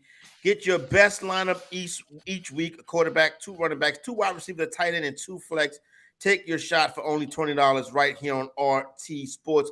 Corey Parson, the fantasy executive, with Justin Fensterman right here broadcasting this real-time fantasy sports draft. We are in round number 10. A round we started off with Romeo Doubs and Anthony Richardson, followed by Kadarius Toney, Raheem Mostert, Kirk Cousins, Adam Thielen, Tyler Algier, Tajay Spears, and Elijah Mitchell. Justin, let's go back up to top of round 10. I am a Anthony Richardson supporter. Talked to Scott Fish earlier this week. He told me he had him as his QB9. Was talking with our guy Lawrence Jackson out there at the Fantasy Football Expo, which I saw you at. It was awesome, man. It was great seeing you there, dude. Good times. Always a good time to see and share some pleasantries with my man, Justin Fensterman. He has Anthony Richardson as QB9. I got him in some leagues as a starter, Justin. Obviously, I like the rushing upside. Where are you at on Anthony I Richardson? haven't drafted him anywhere, but that doesn't – I've gotten, as we've gotten closer to the season starting, I've gotten more open to drafting him and some of his receivers, especially late as well, like an Alec Pierce. But I find it very interesting, Corey, that in this league, and I've seen this a few times now, where someone drafts like a Deshaun Watson and then immediately goes after an Anthony Richardson type. But remember, in this particular league, you could only start the one quarterback, and it makes me wonder because Iron Oaks has just 2 running backs, and that's it. It makes me wonder if maybe he should have stayed away from Anthony Richardson. And furthermore, it makes me wonder if he lacks confidence in his Deshaun Watson. Well, and that's what it is. He lacks confidence in Then Deshaun why Watson. draft him? That's what I don't understand. Well, why did the Cardinals give Kyler Murray $46 million and he don't read the playbook? He might not even play again. Yeah, there you go. You know what I'm saying? So it happens in real life and in the fantasy life. We see Kadarius Toney go. Yeah, how weird is Kadarius Toney going back and forth with Giants fans despite being a Kansas City Chiefs Bowl champion? Just you can't do that, man. So yeah, just honestly, just stay away. And we say it all the time, Corey. Like, at least I say it on these shows. It's, if these players don't perform up to your standards for your fantasy team, just leave the players alone. Come and blame us, the analysts. We're going to get stuff wrong. Blame us. Blame us. Don't go after these players, because these players, even if the team wins and they don't have a great stat line, it's still a victory for them. But at the same time, it works the other way as well. And Tony should, I don't want the player come after. I don't want to open up my DM and Kadarius Toney talking trash to me. Right. So Tony should just kind of like Kevin Durant, just stay away from the audience. Just do your own thing on social media and don't get so defensive, okay? Can you imagine that? Like, you open up your DM and it's a message from Kadarius Toney. You was terrible on the show today. You'd be like, what, Kadarius? Right. Leave me alone. I'm doing the best I can. I'm not drafting you then. Oh, man. Hey, didn't Raheem Mostert, Raheem Mostert got a little bit of his spot solidified today. Him and Devin Achane in that Miami Dolphins backfield, and I love Raheem Mostert, and I loved him last year as well. And obviously, we know with Jeff Wilson and his injury issues. And here's the other thing, Corey. At this point, when you draft Raheem Mostert where he's going, we're banking on that Jonathan Taylor does not get traded to the Miami Dolphins, because that'll completely ruin it. Now, Raheem Mostert has had his own health issues. This is a guy that has averaged for his career over 5 yards per carry, very tough runner. And I like Devin Achane, and I think that for him, he's been a little bit banged up too. I still think even when Wilson was also still involved, or so we thought, I was still liking Raheem Mostert as well. And with a guy like Raheem Mostert, we can see what happens, because let's say Taylor does get traded in the next few days to Miami. They sweeten their offer and the Colts say, okay, bye-bye, JT. You'll at least have 4 weeks with this guy to see what he's about before Taylor is even ready to return. So there is some value there, but going off what we know now with Taylor still as a member of the Colts,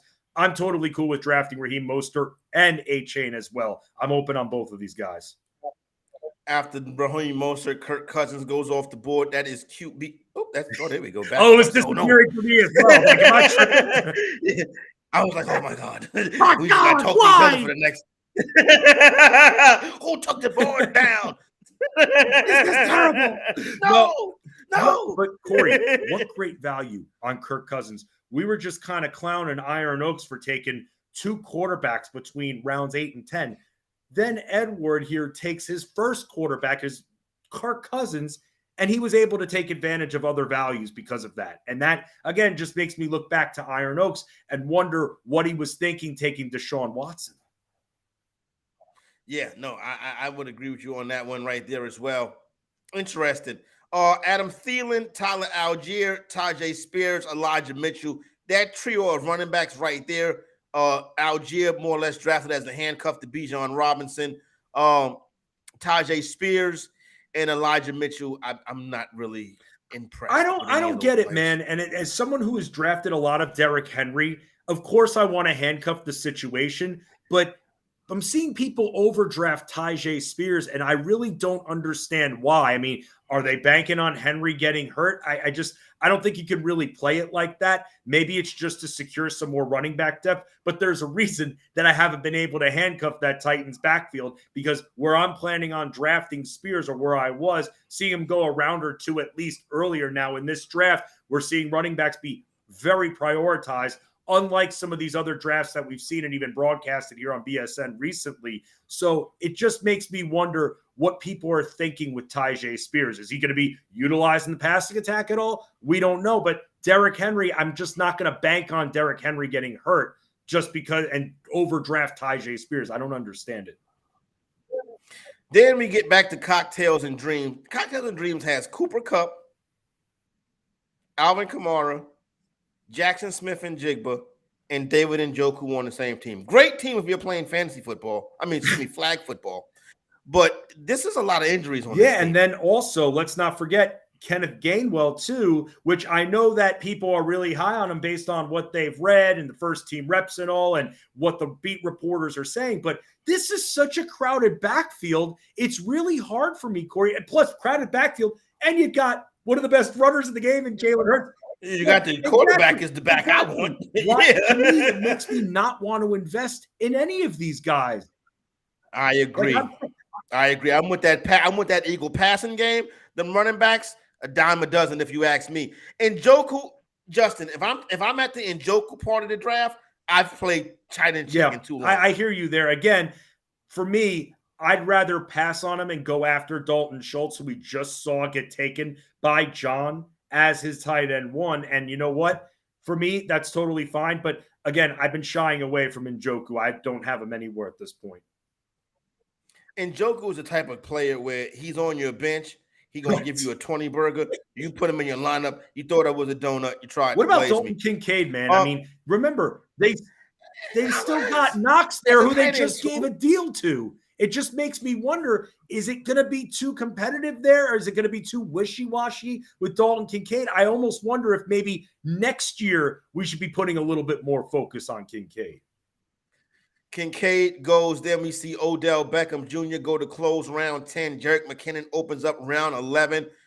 I'm fine with Odell where he's being drafted. You know what I'm saying? If it hits, it hits. These Ravens wide receivers are going at tremendous value. And like you talked about before, Todd Monken, you're going to have Lamar Jackson throwing a bit more. And it's very interesting to see all these wide receivers still go as late as they're going. So I'm totally fine. I know I was saying before that I'm not as keen on Lamar Jackson overall as my starting fantasy quarterback, and I could be totally wrong about that. But I'm fine with having an indirect share and drafting one of his wide receivers a little bit later on, especially if I'm talking a flex option or first wide receiver off the bench. I'm totally fine with that.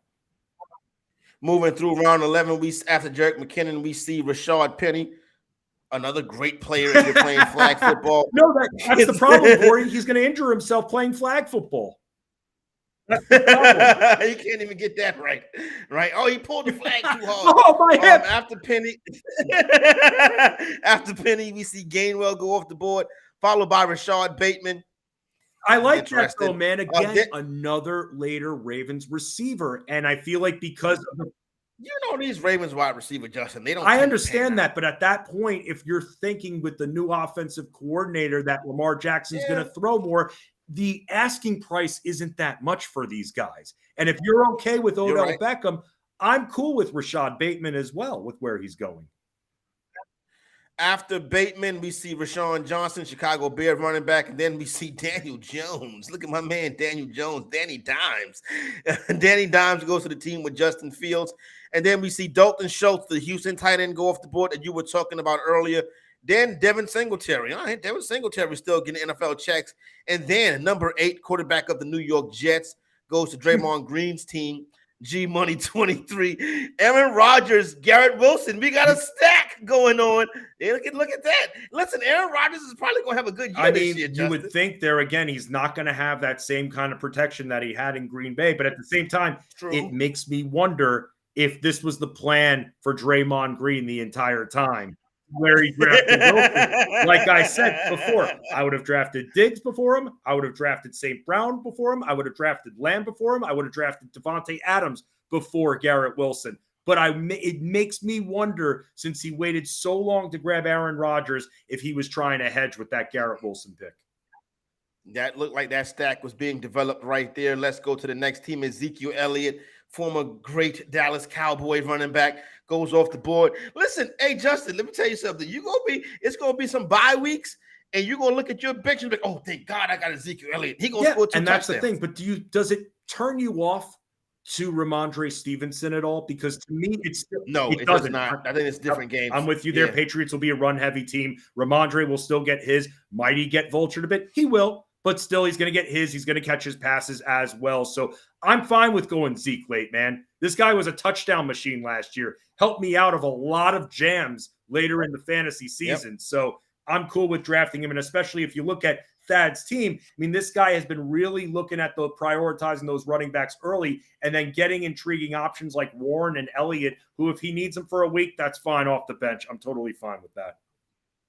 Totally fine with that as well. After Ezekiel Elliott goes Quentin Johnson, rookie wide receiver for the Los Angeles Chargers. He gets to get out there and hook up with independent contractor Kellen Moore, not wide receiver, offensive coordinator.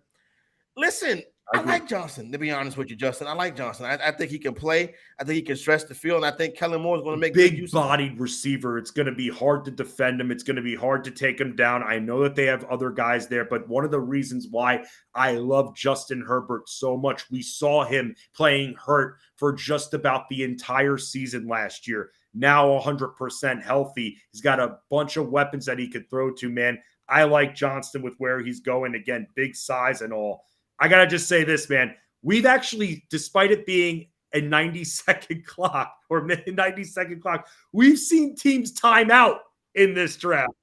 We've seen the clock expire, and I'm wondering what the hell is going on here. I'm seeing 3 zeros. I'm like, what is a minute 30? Not enough time? Seriously. God. We are now 90 minutes into this draft as we start round number 12 on Justin's anniversary. Deontay Foreman, who had a great year last year, goes off the board. And then to the Chicago Bear running back this year, he was a real big fill-in last year for the Carolina Panthers. Like, him and Tua almost took one of my teams to the almost had one of my teams qualify for the playoffs, and then Tua got hurt, whatever. After Deontay Foreman, Jameson Williams, I think J-Mo should have appealed that suspension and get those games cut down. He decides not to. So you got to stash him on your bench. This guy can really play, Justin. But whenever you put somebody on your bench and be like, oh, I'm going to hold on to them until they get ready to play and I'm going to stash and cash, it really don't work. What happens if this guy is, let's just say, 1-4 or 1-5 by the time he's coming back? That's a waste of a roster spot right there. That's going to be a problem for him. Yeah, However, I will say this.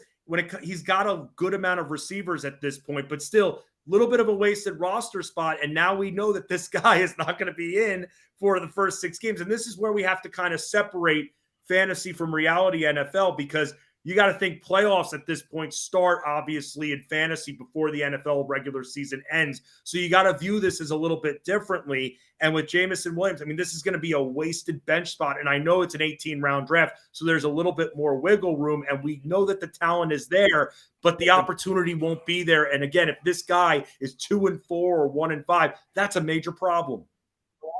And listen, I've played in these leagues before. You're not having that extra roster spot, you're going to leave points on your bench. So you're going to have points on your bench and a 0 from Jameson Williams. Yeah, you know what I'm saying? It makes it very difficult. After J-Mo, we see Alan Lazard go off the board, followed by Kareem Hunt. And then in round 12, Justin Tucker goes off the board. Will you pay $5,000 and take a kicker in the 12th round? Come on, bro. Not at all, man. You know what? Whether I'm playing in a league that costs $5 to enter or $5,000, which this one may have been. I mean, look, someone's always going to be that guy to want to start with the kickers and the defense. That has never been me. You know what? I'll tell you this, Corey. In an auction, if I start to see, let's just say someone put that first defense up for $1 and no one's putting it up to $2, I'll go after the second defense. Justin, people do not understand that. When you are in an auction, never nominate a kicker or a defense that you want for $1 because somebody's going to come and go 2. And if you go 3, that's bad business right there. So put him out for 2, get your player, because if you put him out for 1, bro, I actually the other night was in an auction, and some of these players, it's not just, your friends from home. I had like Joe Dolan, Graham Barfield, some of the fantasy points crew in that league. Our buddy Trevor Ray was in that one. And I put San Francisco up for $1. No one raised them. Nice. And that's luck, by the way. I was expecting someone to go the extra $1. That was pure luck right there. That normally doesn't happen. Here go 2 late round tight ends if you're playing tight end chicken that people talk about a lot. Tyler Higbee and Juwan Johnson. I feel like Juwan Johnson got some Bigfoot to his game. Like we hear about the talent, but we also hear about how much he and Derek Carr are connected, and that and that's again you got to.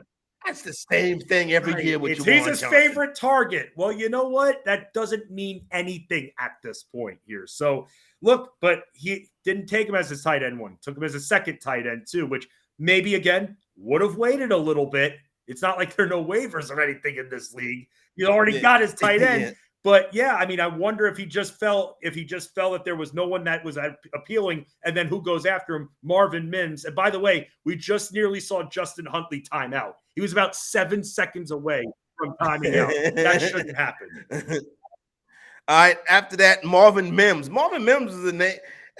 Listen, these Denver Bronco wide receivers, bro.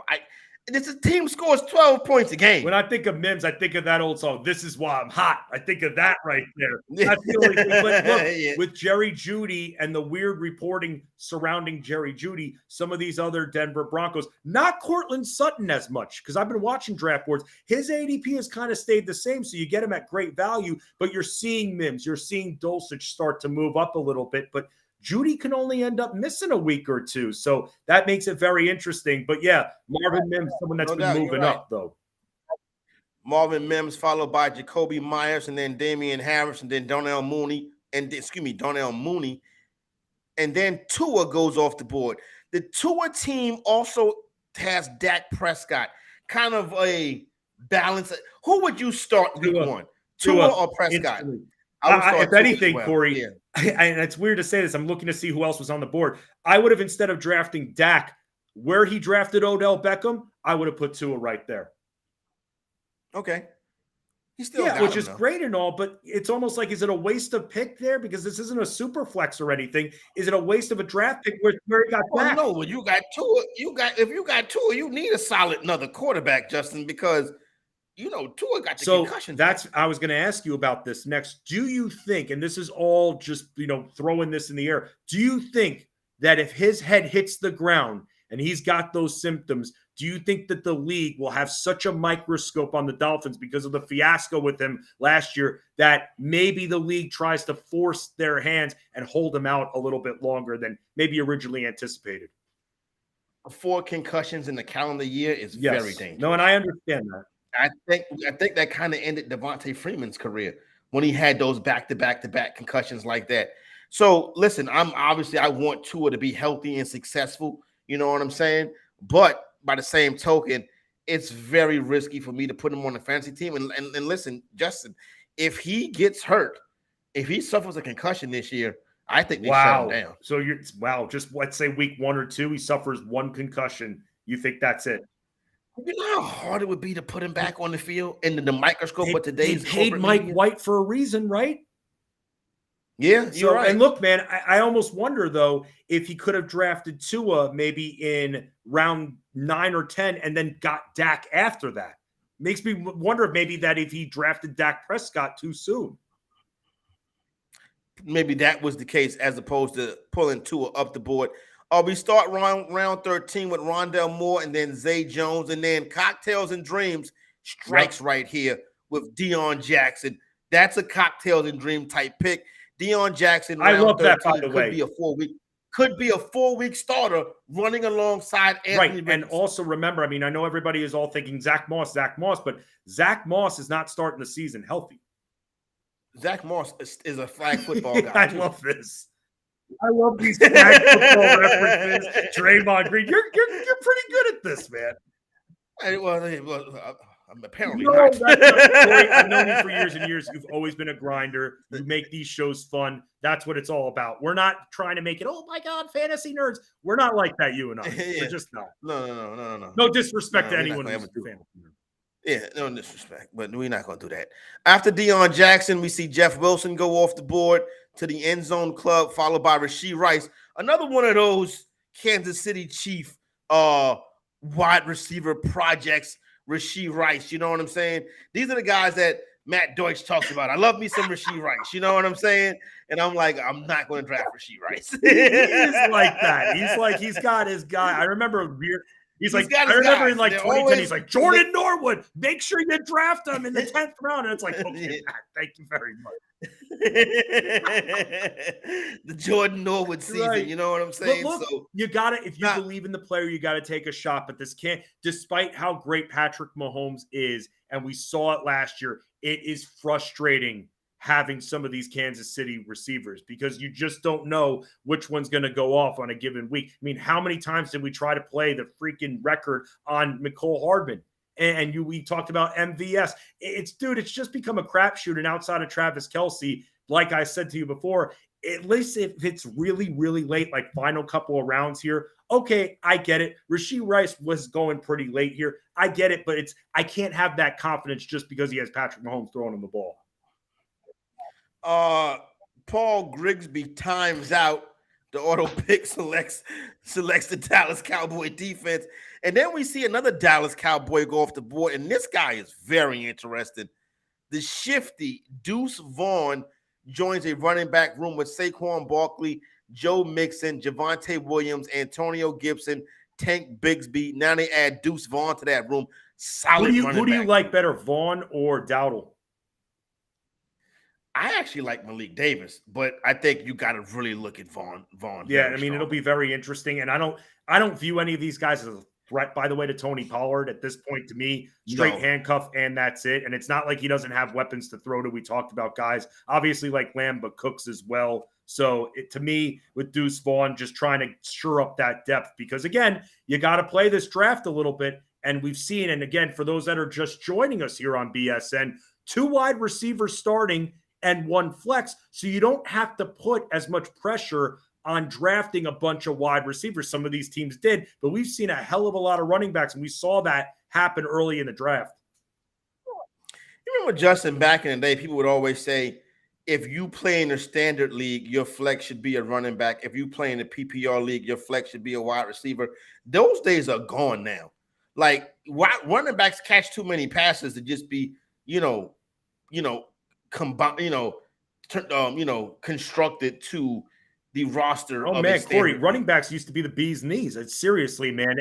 Everybody used to prioritize running backs like crazy, even in full PPR. But here's the problem now. Now we're seeing a lot more committees. We're seeing a lot more split backfields. The era of 3 down backs, I don't want to say it's going away, but it's definitely gone down a bit. I mean, look at some of these situations that we're dealing with. We've been talking about Philly. We got to talk about a team like Detroit, Chicago. It's become at this point multiple running backs here, and that's why for me, as much as I want to get an elite wide receiver, if I could get one of these 3 down backs, established 3 down backs early, I'm going to try to do that, man.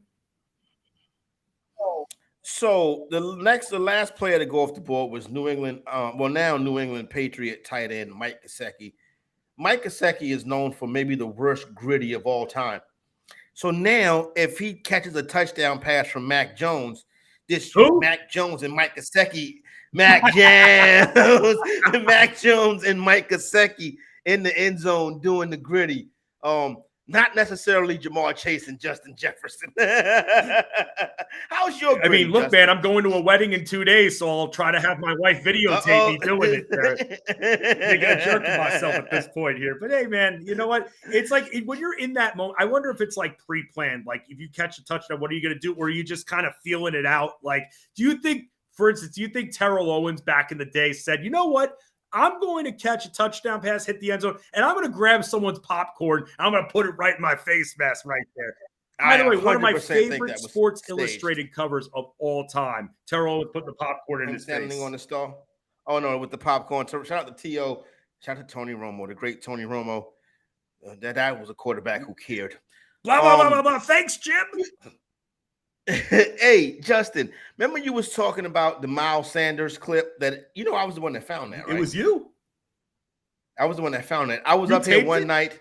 I was up here. I was enhanced, and I was just going through YouTube, and I was like, "Oh, let me watch this." And I saw that, and the next morning, I told our buddy Andrew Cooper, and he taped it and he put it out there. You know what I'm saying? On that same episode, right? They were talking to Bryce Young right after they drafted him, and they asked Bryce Young about which receiver they were going. They said we're going to draft a receiver on day 2, and they asked Bryce Young, and he said Jonathan Mingo. Carolina Panthers did select Jonathan Mingo. He just went off the board. When you look at that Carolina receiving group, there's a guy who's still on the board that I really like a lot. But talk about Mingo and the rest of that receiving room in Carolina. First of all, I love Mingo. Mingo is one of my most invested players. You draft him late. I just love the speed, short passing. I mean, this guy can go 15 yards out. He can go 10 yards out. Bryce Young's going to need that help, need someone to go short, and I think that's going to be him. Do I think that Adam Thielen is going to be prioritized to start? Absolutely. Do I think, though, that Mingo could lead this team in receptions when all said and done? Abso-freaking-lutely right there. Big receiver. Wow. I mean, dude, I don't think it's that hot of a take. I mean, who else do they really have besides Thielen? I mean, they've got, DJ Chark. He's been a little bit banged up. Hard guy to rely on. He's going to be your deep threat right there. And then Terrace Marshall, he's also been pretty banged up as well. So if anything, maybe Mingo being healthy has access to a few more targets early, and Bryce Young can establish that confidence factor in him. I love Mingo. You could get him very late. I've got 3 shares of him so far. Jonathan Mingo goes off the board, and then we see Van Jefferson. That was a wasted pick. Van Jefferson. Yeah, again, a lot of these with the Rams, outside of guys like Cooper Kupp, and we were talking about Higbee before, I don't know what the heck to make of really anybody else on this Rams team. Not that impressed with them. Stafford doesn't even know who's on his own team at this point. Stafford going to get benched this year. That's going to be Stetson Bennett team by halfway through the season. I wonder if there's got to be some kind of future out there. Which quarterback gets benched first? I wonder what the odds are on Stafford. I don't think it's going to happen. Probably going to be someone like Baker Mayfield. I ain't going to say Baker Mayfield. Oh, listen, it could be Russell Wilson. I think Drew Brees is going to be like, man, I'm not playing with this guy. Wow. And not Drew Brees. For a second, I'm like, Drew Brees going to come out of retirement? Wow. by the way, our better boss here, Matty Deutsch, who, by the way, I think is in an auction right now, mid-auction. How you're able to do an auction and pay attention to us right here. That's amazing right there. Dual focus. Bryce Young, Offensive Rookie of the Year, Corey. I love it. I think he's going to be that player if Frank Reich don't mess it up. They got to get that protection scheme right. But to me, this was a 1 quarterback draft. And the Carolina Panthers got that 1 quarterback. I want to dig into Trent Tackleberry's team, right? He just took his first tight end, Chika Conwu, tight end for the Tennessee Titans. That's that team's tight end 1. Now, the wide receiver room is Diggs, St. Brown, Debo, Addison, Dobbs, and the throwaway pick of Van Jefferson. The running back room is Breece Hall, Rashad White, Khalil Herbert, Charbonnet, Chase Brown, Deontay Foreman. The lone tight end, Okonwu, the quarterback, Justin Herbert. I don't like his running backs at all. And look, if Breece Hall ends up, being healthy and being able to essentially take away Dalvin Cook immediately, then I'm going to be totally wrong on that. But I don't love the running backs overall. I wish he had a few more of established guys going there. Love the wide receivers outside of the Van Jefferson pick. You mentioned Romeo Dobbs. I know he's a little bit banged up right now. I love Romeo Dobbs. Instead of drafting Christian Watson as early as we've seen him go, I'd rather wait and then draft Romeo Dobbs, who's going to help with the short game. So I like him a little bit better. Chig Okonkwo, before they got Hopkins, I was loving this guy. If you look last season in the final, I want to say 6-7 weeks, Chig Okonkwo was one of the most productive fantasy tight ends during that stretch. Another guy, big body tight end, who I thought could be excellent in an offense that didn't have a lot of pass catchers besides Treylon Burks. And now you've got DeAndre Hopkins there who can help with those short passes. DeAndre Hopkins is not a deep threat. He's the guy that after the catch, he's going to do his damage, but he's going to go 10, 12 yards out and then turn around. He's going to cross 10, 12 yards out and get open. And that, to me, poses a major threat to Chigo Okonkwo. Still, would I draft him as my tight end one? Probably not. Now, before, though, they signed Hopkins, I was all in on Chigo Okonkwo. He was my Dalton Schultz before that happened. I think DeAndre Hopkins is washed Wow. out. I mean, look, from what we saw, he was all right last year when he finally played. I don't think like good players have to go on tour to find a team and end up like when you're an offensive player and you get invited to New England and Tennessee, it's like, what's going on here? Now, they might have been the teams that was willing to spend the money, particularly Tennessee, because they were in more dire situations. But you ever see like a free agent wide receiver go to Tennessee and have a renaissance of his career? I think Tennessee is a place where wide receivers go to be extremely average. Look, we've seen it. We've definitely seen it. They're obviously going to be run heavy, but I'm still going to kick the tires, though, when it comes to Hopkins, man. I've got a couple of shares of him. Didn't have to draft him too early, but I'm not hating on him, man. I still think that the talent's there and having that veteran quarterback in Tannehill. And here's the thing. He doesn't need to go deep to be productive, and that's where we're going to see him excel. And especially if Tannehill's going to be on the run as much as he's going to be, having someone there short like Hopkins is going to be very good for him. You know, I have been drafting some Jalen Hyatt, though. I've been drafting Hyatt, and I've been drafting Paris Campbell as well. Really, Paris Campbell, if he's lining up in the slot and where we're able to take him at this point, it's not a big investment. You're talking about a dollar value player that if he's lining up in the slot, he's going to be getting a good amount of targets. Jalen Hyatt, I love the talent there. These Giants receivers are going so late. I mean, you got Darren Waller's going early. You know Saquon's going to be catching a bunch of passes. The Giants receivers, though, man, they're going super late, and I'm willing to invest. And someone like Paris Campbell, I know he's had major health issues, but if he's going to be starting in the slot, man, until he gets hurt week 3, I'm going to try to at least take advantage of the first 2 weeks. I'm probably not going to be starting him at that point, but let's say he doesn't get hurt. This guy can find himself getting 70 to 80 targets. All right, we are into round 15 of this 18-round real-time fantasy sports high-stakes fantasy football draft. This is a 5K entry, but you do not have to pay $5,000 to play in a league on real-time fantasy sports. They have a price point that fits your budget. Hop in the lobby and find that. Do a couple of these, but pay attention to this one so you can have this advice as you go into your weekend drafts and throw one back for the fantasy exec and Justin Fensterman while you're out there having a good time with your buddies. Our man Cocktails and Dream takes Sam Laporta. I think he's an interesting. Very intrigued by him. I have one share of him. He took him after Njoku, so I'm wondering by mid-season if he's going to be starting Laporta over Njoku. I think early on, I think you're going to see that once we're through a few weeks there. I think he's going to be ending up starting Laporta over Njoku, especially with Jameson Williams out for as long as he's out. Not a lot of pass-catching weapons there in Detroit. Yeah, I hate that Jameson Williams is going to lose a quarter of another season. And listen, he placed the bet like while he was in the facility. Like they should have like a skiff.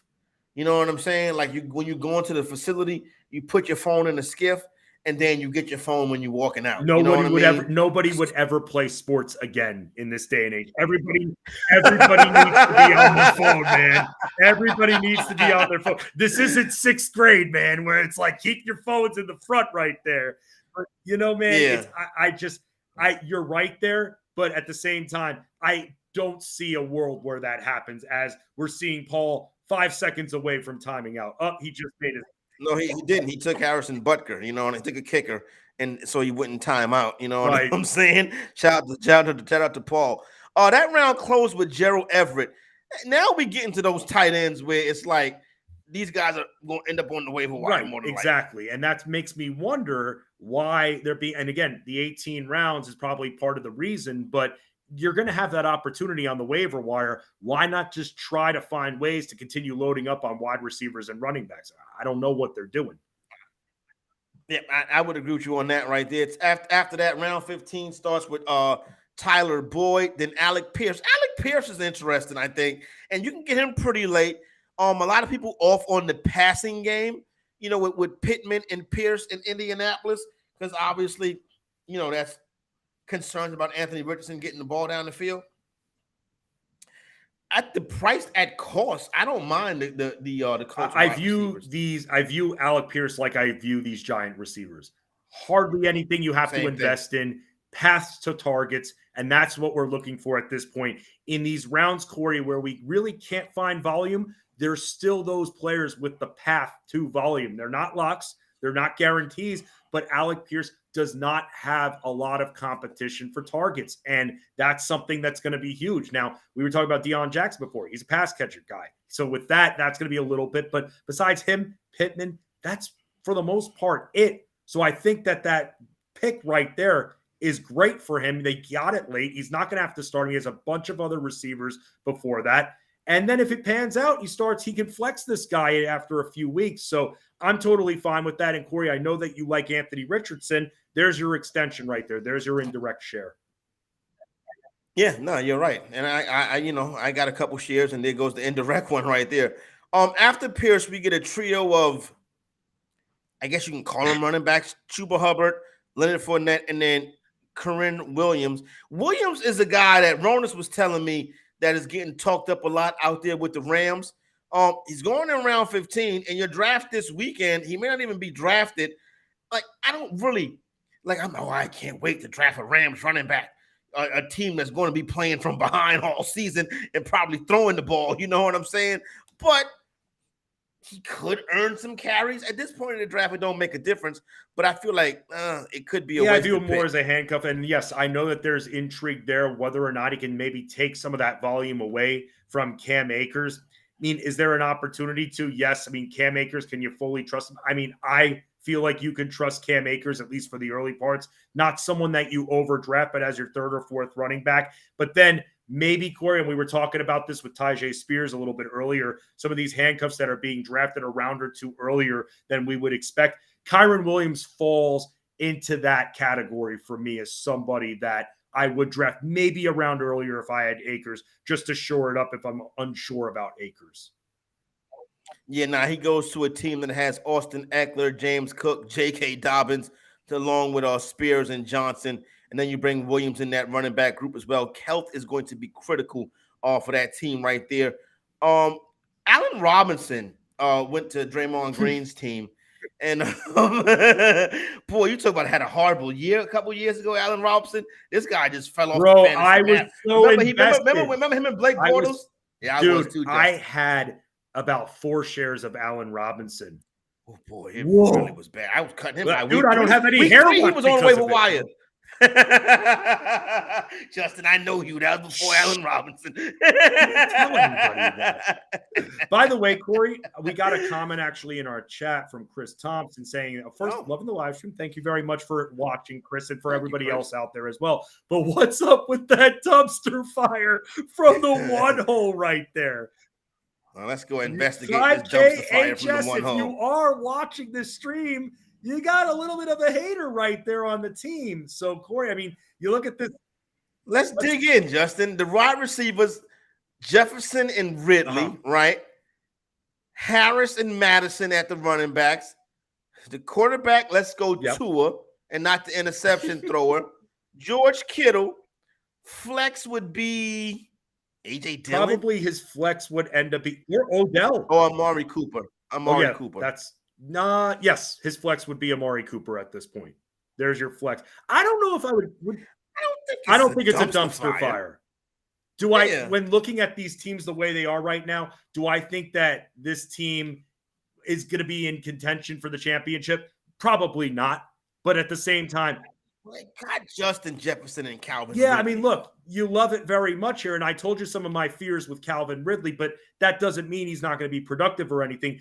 Look, if Jonathan Taylor, if everything gets figured out after the 4 weeks, let's just say that he and the Colts management kiss and make up and everything like that, then all of a sudden, look at the value that he just got in Jonathan Taylor. So that's really the difference maker right there. That's a big piece right there. But right now, Jonathan Taylor's not a football player, so you can't really count on him. But I can see Tua and Jeff getting hot and carrying this team. Obviously, I mean, great with Justin Jefferson. I don't want to call him the consensus number 1 overall pick. Majority shares are taking him number 1 overall. So you can't go wrong there, man. And again, I'm not calling this team a dumpster fire at all. I kind of love what he did at the tight end spot with George Kittle. I'm fine with that compared to some of the other things that we've seen here. I mean, I like Tua. I'm totally fine with Tua. Like I said, I would have drafted, maybe waited on Prescott a little bit, drafted Tua, and then drafted Prescott even right after him if you're that worried about Tua's health and what the league could do if he gets concussed. So I'm not calling this team a dumpster fire. I like the receivers for the most part, except for Rondale Moore. The running backs I like as well. Corey, you might have just talked me into thinking that this team might be a contender. It might be the champions. You know what? It might be the champ. Look, matter of fact, the team, Justin, look at the avatar. Oh, dumpster fire. Oh, it's the dumpster fire. They got us analyzing the team, and we're not even paying attention to the damn board. We think dumpster fire. We think that he's talking about the team. Yeah, and then the guy is actually a dumpster fire. Oh, what happened? Oh, okay, we got it back. That's a dumpster fire situation right there. Yeah, that would have been a dumpster fire. We would have lost the board and people. Now, what happened? Draymond Green timed out. I do not know. I think there might be some technical difficulties right there. After the coming up, closing out round 15 with Jerome Ford, Sean Tucker, and Chase Edmonds. Jerome Ford is the name that sticks out right there. Now he plays for Cleveland. They probably got the best running back in football, but Ford ends up on the team with Nick Chubb.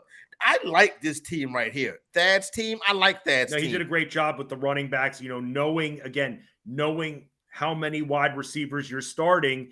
That doesn't necessarily mean you have to, just because we've seen it in all these drafts, load up on wide receivers. And so what did he do? He knew that he was going to be able to get some good running backs out of it. You can't hate on the first 3 picks. And considering, Corey, that he ended up taking 3 running backs to start, the wide receiver room, not that bad. Look at that with DK Metcalf and Christian Kirk. That's crazy. Yeah, I love it. Amazing. No, I'm in with you on Thad's team. I like it. I mean, Trevor Lawrence and Geno Smith. I mean, look, Corey, if this were you here and you're seeing half the league at this point taking a second quarterback in an 18-round draft, does it make you want to force yourself to take a quarterback? Or because you're only starting one, you'll be like, look, there's going to be someone on the waiver wire, even if I need a streamer or 2 for a couple of weeks. It'll be someone on the waiver wire, especially I get the quarterback right. No trading in this league, by the way.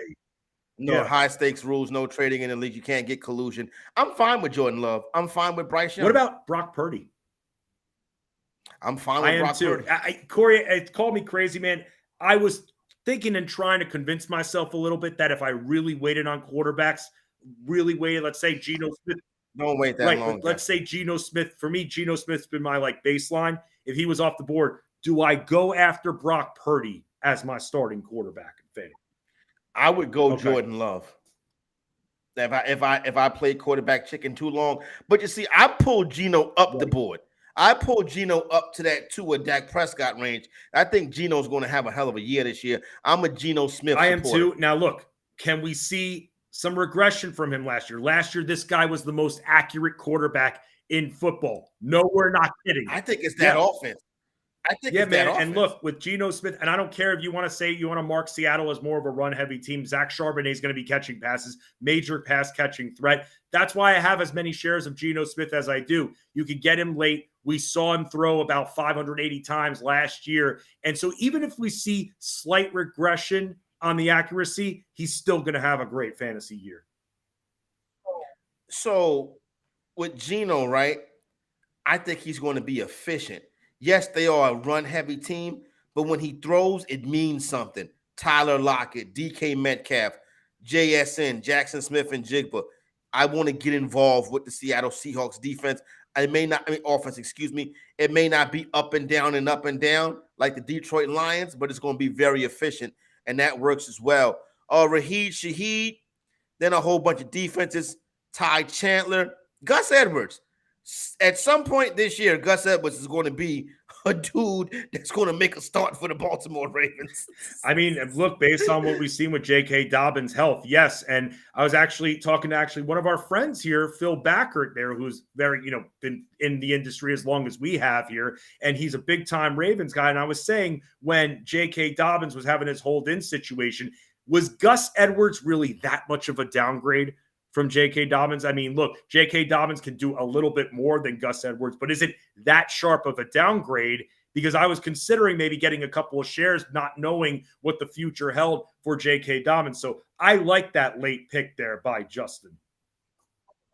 All right, we are into round 17. Fincey, let's look at some of these rumors right here. We've already talked about the dumpster fire. Now let's get to team 2. Jamar Chase, Christian Watson, Jerry Jeudy, Sky Moore, Darnell Mooney, Zay Jones, Alec Pierce, the wide receivers, Gibbs and Stevenson, the running backs, Joe Burrow, the quarterback, Hockenson, tight end. Your flex on this team would likely be Devin Achane. I would say, yep, that's probably where I'm going to with the flex here. So let me tell you, here's the deal. The first 4 picks, Chase, Gibbs, Stevenson's, Burrow, fantastic. Hockenson, I like. Jerry Jeudy on this team is a mistake. With Jerry Jeudy, I mean, look, what if he only ends up missing a week or so, and then that's it, and he comes. Do we ever do anything? I mean, though? Again, the thing with Russell Wilson this year and the whole Russ Cook and everything, Denver's coming into this year with a beefed up offensive line. And I think that they're going to give Russell Wilson more time to throw. And I like Jerry Jeudy here, but again, he could be missing the first couple of weeks of the season. And we thought at first it was going to be more than that. But now from what we know, from what we heard, no injured reserve for him as of today, as of this moment here. So for Jerry Jeudy as his third wide receiver, it's a little bit risky right there, Corey. I mean, I don't love this team especially, but you're right. You can't go wrong with the first 4 picks here, even though I haven't gotten Jahmyr Gibbs anywhere. I love Chase and I love Stevenson. And like I told you before, Joe Burrow is one of my favorite, my favorite player in football. Our man Chad Schroeder, Cocktails and Dreams, Tyreek Hill, Cooper Kupp, DJ Moore, Brandon Ayuk, JSN. And then we get down to the running backs, Aaron Jones, Alvin Kamara, Sam Pirine, Gainwell, Damian Harris, Deion Jackson, Hubbard, Chandler, and Ingram. Quarterback on this team is Patrick Mahomes. Another top-heavy team with Mahomes and Hill. I like Aaron Jones. If Cooper Kupp hits and Alvin Kamara hits and JSN hits, this is a problem. I mean, but look at this, man. After round 8, he has not drafted a wide receiver since, man. Very interesting. So at this point, he's got JSN, who's a little bit banged up, as his 5th. And then, I mean, I love Brandon Ayuk. But look at Deion Jackson is a great pick. I agree with that. Right? Pirine is a great pick. Gainwell could end up being a great pick. So, listen, I'm sure he's played in this league before. What he's saying is you need running backs in this format. Absolutely. So what did he do? He went with the wide receivers essentially early, and he got Patrick Mahomes there, so he beefed up there, and now he's just completely loading up, man. So he's filling up his depth with a bunch of flyers. That's really what it comes down to. Next team, Christian McCaffrey, Cam Akers, Jamal Williams, Elijah Mitchell, Jeff Wilson, Zach Moss, and Leonard Fournette in the running back room. Jalen Waddle, DeAndre Hopkins, Terry McLaurin. And then you got Kyle Pitts as the tight end. Also got Marquise Brown, Rashard Bateman, Jacoby Myers. Starters would look like McCaffrey, Akers, Josh Allen, Jalen Waddle, D-Hop, McLaurin is the flex, Kyle Pitts is the tight end. That's not bad. Not bad. I mean, is it my favorite team in this league? No. I mean, look, he got Zach Moss late, and Zach Moss could be back in the first couple of weeks of the season. So we were talking about Deion Jackson, Zach Moss could end up being the featured back there. I mean, drafting Jeff Wilson makes me wonder if he's been watching the news lately regarding Jeff Wilson's health, man. It's not like they're short running backs there in Miami too. So I have to question that pick a little bit. Let's get to the next team. Austin Eckler and James Cook. Well, Austin Eckler, Dobbins starting running backs. Smith, Dotson starting wide receivers. Hurts the starting quarterback. You put Cook in the flex. You got Dallas Goedert as a tight end, Tyler Lockett, Zay Flowers, Spears, Roschon, Mims, Rice, Reed, Williams. I like this team a lot too, especially what he did up top. I mean, he got his little connection right there with Hurts and Devontae Smith. We were talking about how much we like James Cook. The issues with Dobbins is over as long as he can stay healthy. I mean, Jahan Dotson, again, flying up draft boards. We talked about that. And then, look, I like what he really went in on the Eagles, again, getting Dallas Goedert there. So we ended up stacking Philadelphia. And then we talked about this, and maybe my two favorite picks from his team, considering where they got him, Tyler Lockett and Zay Flowers, where I think he got tremendous value on. And even Marvin Mims there a little bit later on. So I like this team. This is why I'm hot. This is why I'm hot. This is why this team is hot. Next team, Bijan Robinson, Travis Etienne, starting running backs, A.J. Brown, Drake London, starting receivers. Justin Fields is the quarterback. That flex spot will likely go to Deontay Johnson. Also got Brian Robinson, Nico Collins, Tyler Algier, Juwan Johnson, Pat Freiermuth. Decent there. I mean, look, going Justin Fields and then going Daniel Jones. I mean, looking at some of the other players that he ended up passing up on, but we've seen some of these other teams go two quarterbacks as well. And again, like you said, Corey, even in an 18-rounder, I would have still taken, even if I'm seeing a quarter or half of these teams going with the two quarterbacks, I'm still taking just the one. Next team, Saquon Barkley, Joe Mixon, starting running backs. Olave and Pickens, starting wide receiver. Your flex would be Javonte Williams. Your quarterback, Lamar Jackson. Tight end, Dalton Schultz. Antonio Gibson, Tank Bigsby on the team. Adam Thielen, Tyler. I like it. Deuce Vaughn, as a matter of fact, I love like this team, man. Yeah. He did a great job. He's got a lot of depth in all places. And you look, even Dalton Schultz doesn't pan out there because you were even saying from the draft, it's a one quarterback draft. And you have all that confidence in Bryce Young. And if CJ Stroud stinks and he's not able to connect with Schultz there, he kind of hedged a little bit by going with Tyler Higbee, who doesn't have too much competition for targets, especially with now the status up in the air for Cooper Kupp. I think he established his depth everywhere, and I think he protected himself nicely. And the other thing is, look, he got Lamar Jackson, but then he ends up getting Brock Purdy late too. And I don't love the two quarterback thing, but ending up pretty decent there still after Lamar Jackson. I really like this team. All right, next up, Miles Sanders, Ken Walker, the starting running backs, Devontae Adams, Mike Williams, starting wide receiver. Put Pittman in that flex. Travis Kelce is the tight end. Kirk Cousins is the quarterback. Then you got Michael Thomas, Devin Singletary, decent team. It's really going to be on the back of Devontae Adams. Yeah, no, absolutely there. And look, I like Miles Sanders, and I think Ken Walker's good as well here. And we'll have to see with Dalvin Cook. Look, if Dalvin Cook, let's just say, if he is prioritized early, then that can help him through the first few weeks of the season. But eventually, Breece Hall is going to get those carries back, and then Cook's going to be, at least in my opinion, pushed to the side a little bit. I don't see this, even though I think that the Jets are going to bring Breece Hall in a little bit slowly for the first handful of weeks. At the end of the day, as long as he stays on the field, this is Breece Hall's backfield. Next team, Garrett Wilson, T. Higgins, Derrick Henry, Isaiah Pacheco, Darren Wallace, the tight end. Mike Evans is the flex. The quarterback is Aaron Rodgers. Yeah, I'm with this. I like this team as well. Especially what he did. Waiting on Aaron Rodgers, he absolutely has a plan there. Wondering if maybe he's a Jets fan, but drafting Garrett Wilson, we debated this before. Did he draft Garrett Wilson over guys like Stephon Diggs, St. Brown, and Lamb, and even Devontae Adams with the intention of getting Aaron Rodgers late? Might be the case. Good job, Draymond Green. You don't have to have Draymond Green's bankroll to play at RT podcast. Sports. There's a price point for you. Check out the lobby. Next team, Nick Chubb, Josh Jacobs, starting running back, starting receivers, DK Metcalf, Christian Kirk. You put Brandon Cooks in the flex. You got Damian Pierce, Trevor Lawrence. I'm not putting Brandon Cooks in the flex. I'm putting Damian Pierce in the flex here. I like it. Okay, I'm cool with that. Then you got Trevor Lawrence, Evan Ingram, Jalen Warren's on the team, Ezekiel Elliott's on the team, Lazard's on the team, Geno Smith.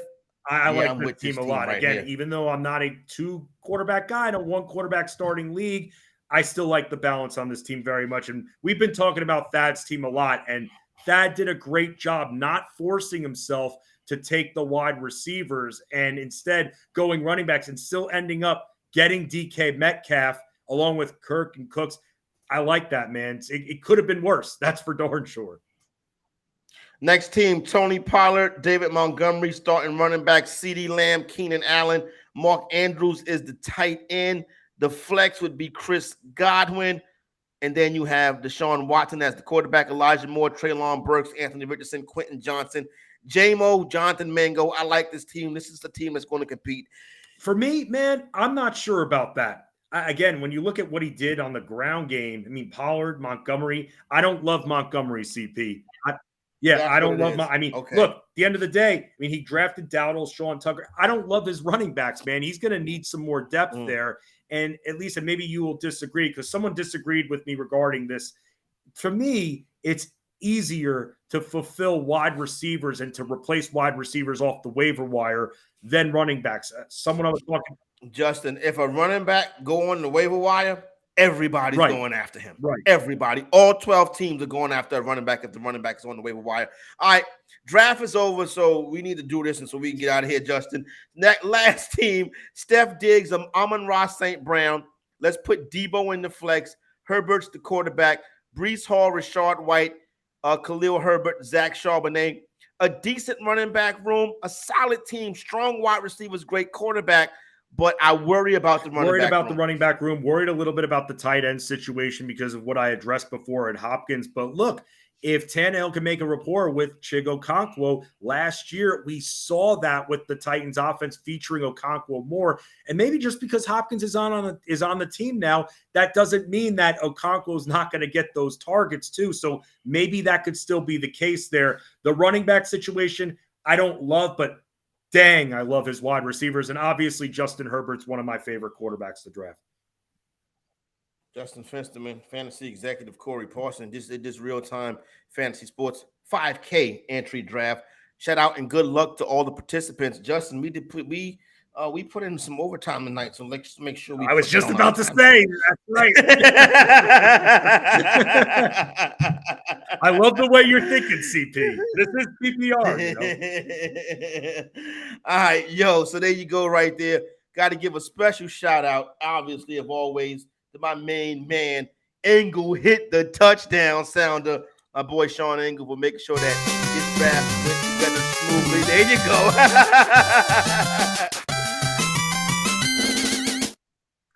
What a time that was for the homie Justin Fensterman, who I'll probably shoot a text to when this draft is over. And for all of you, thanks for watching. Don't forget real-time fantasy sports. Hop in that lobby. You know what I'm saying? Because every draft is not 5K.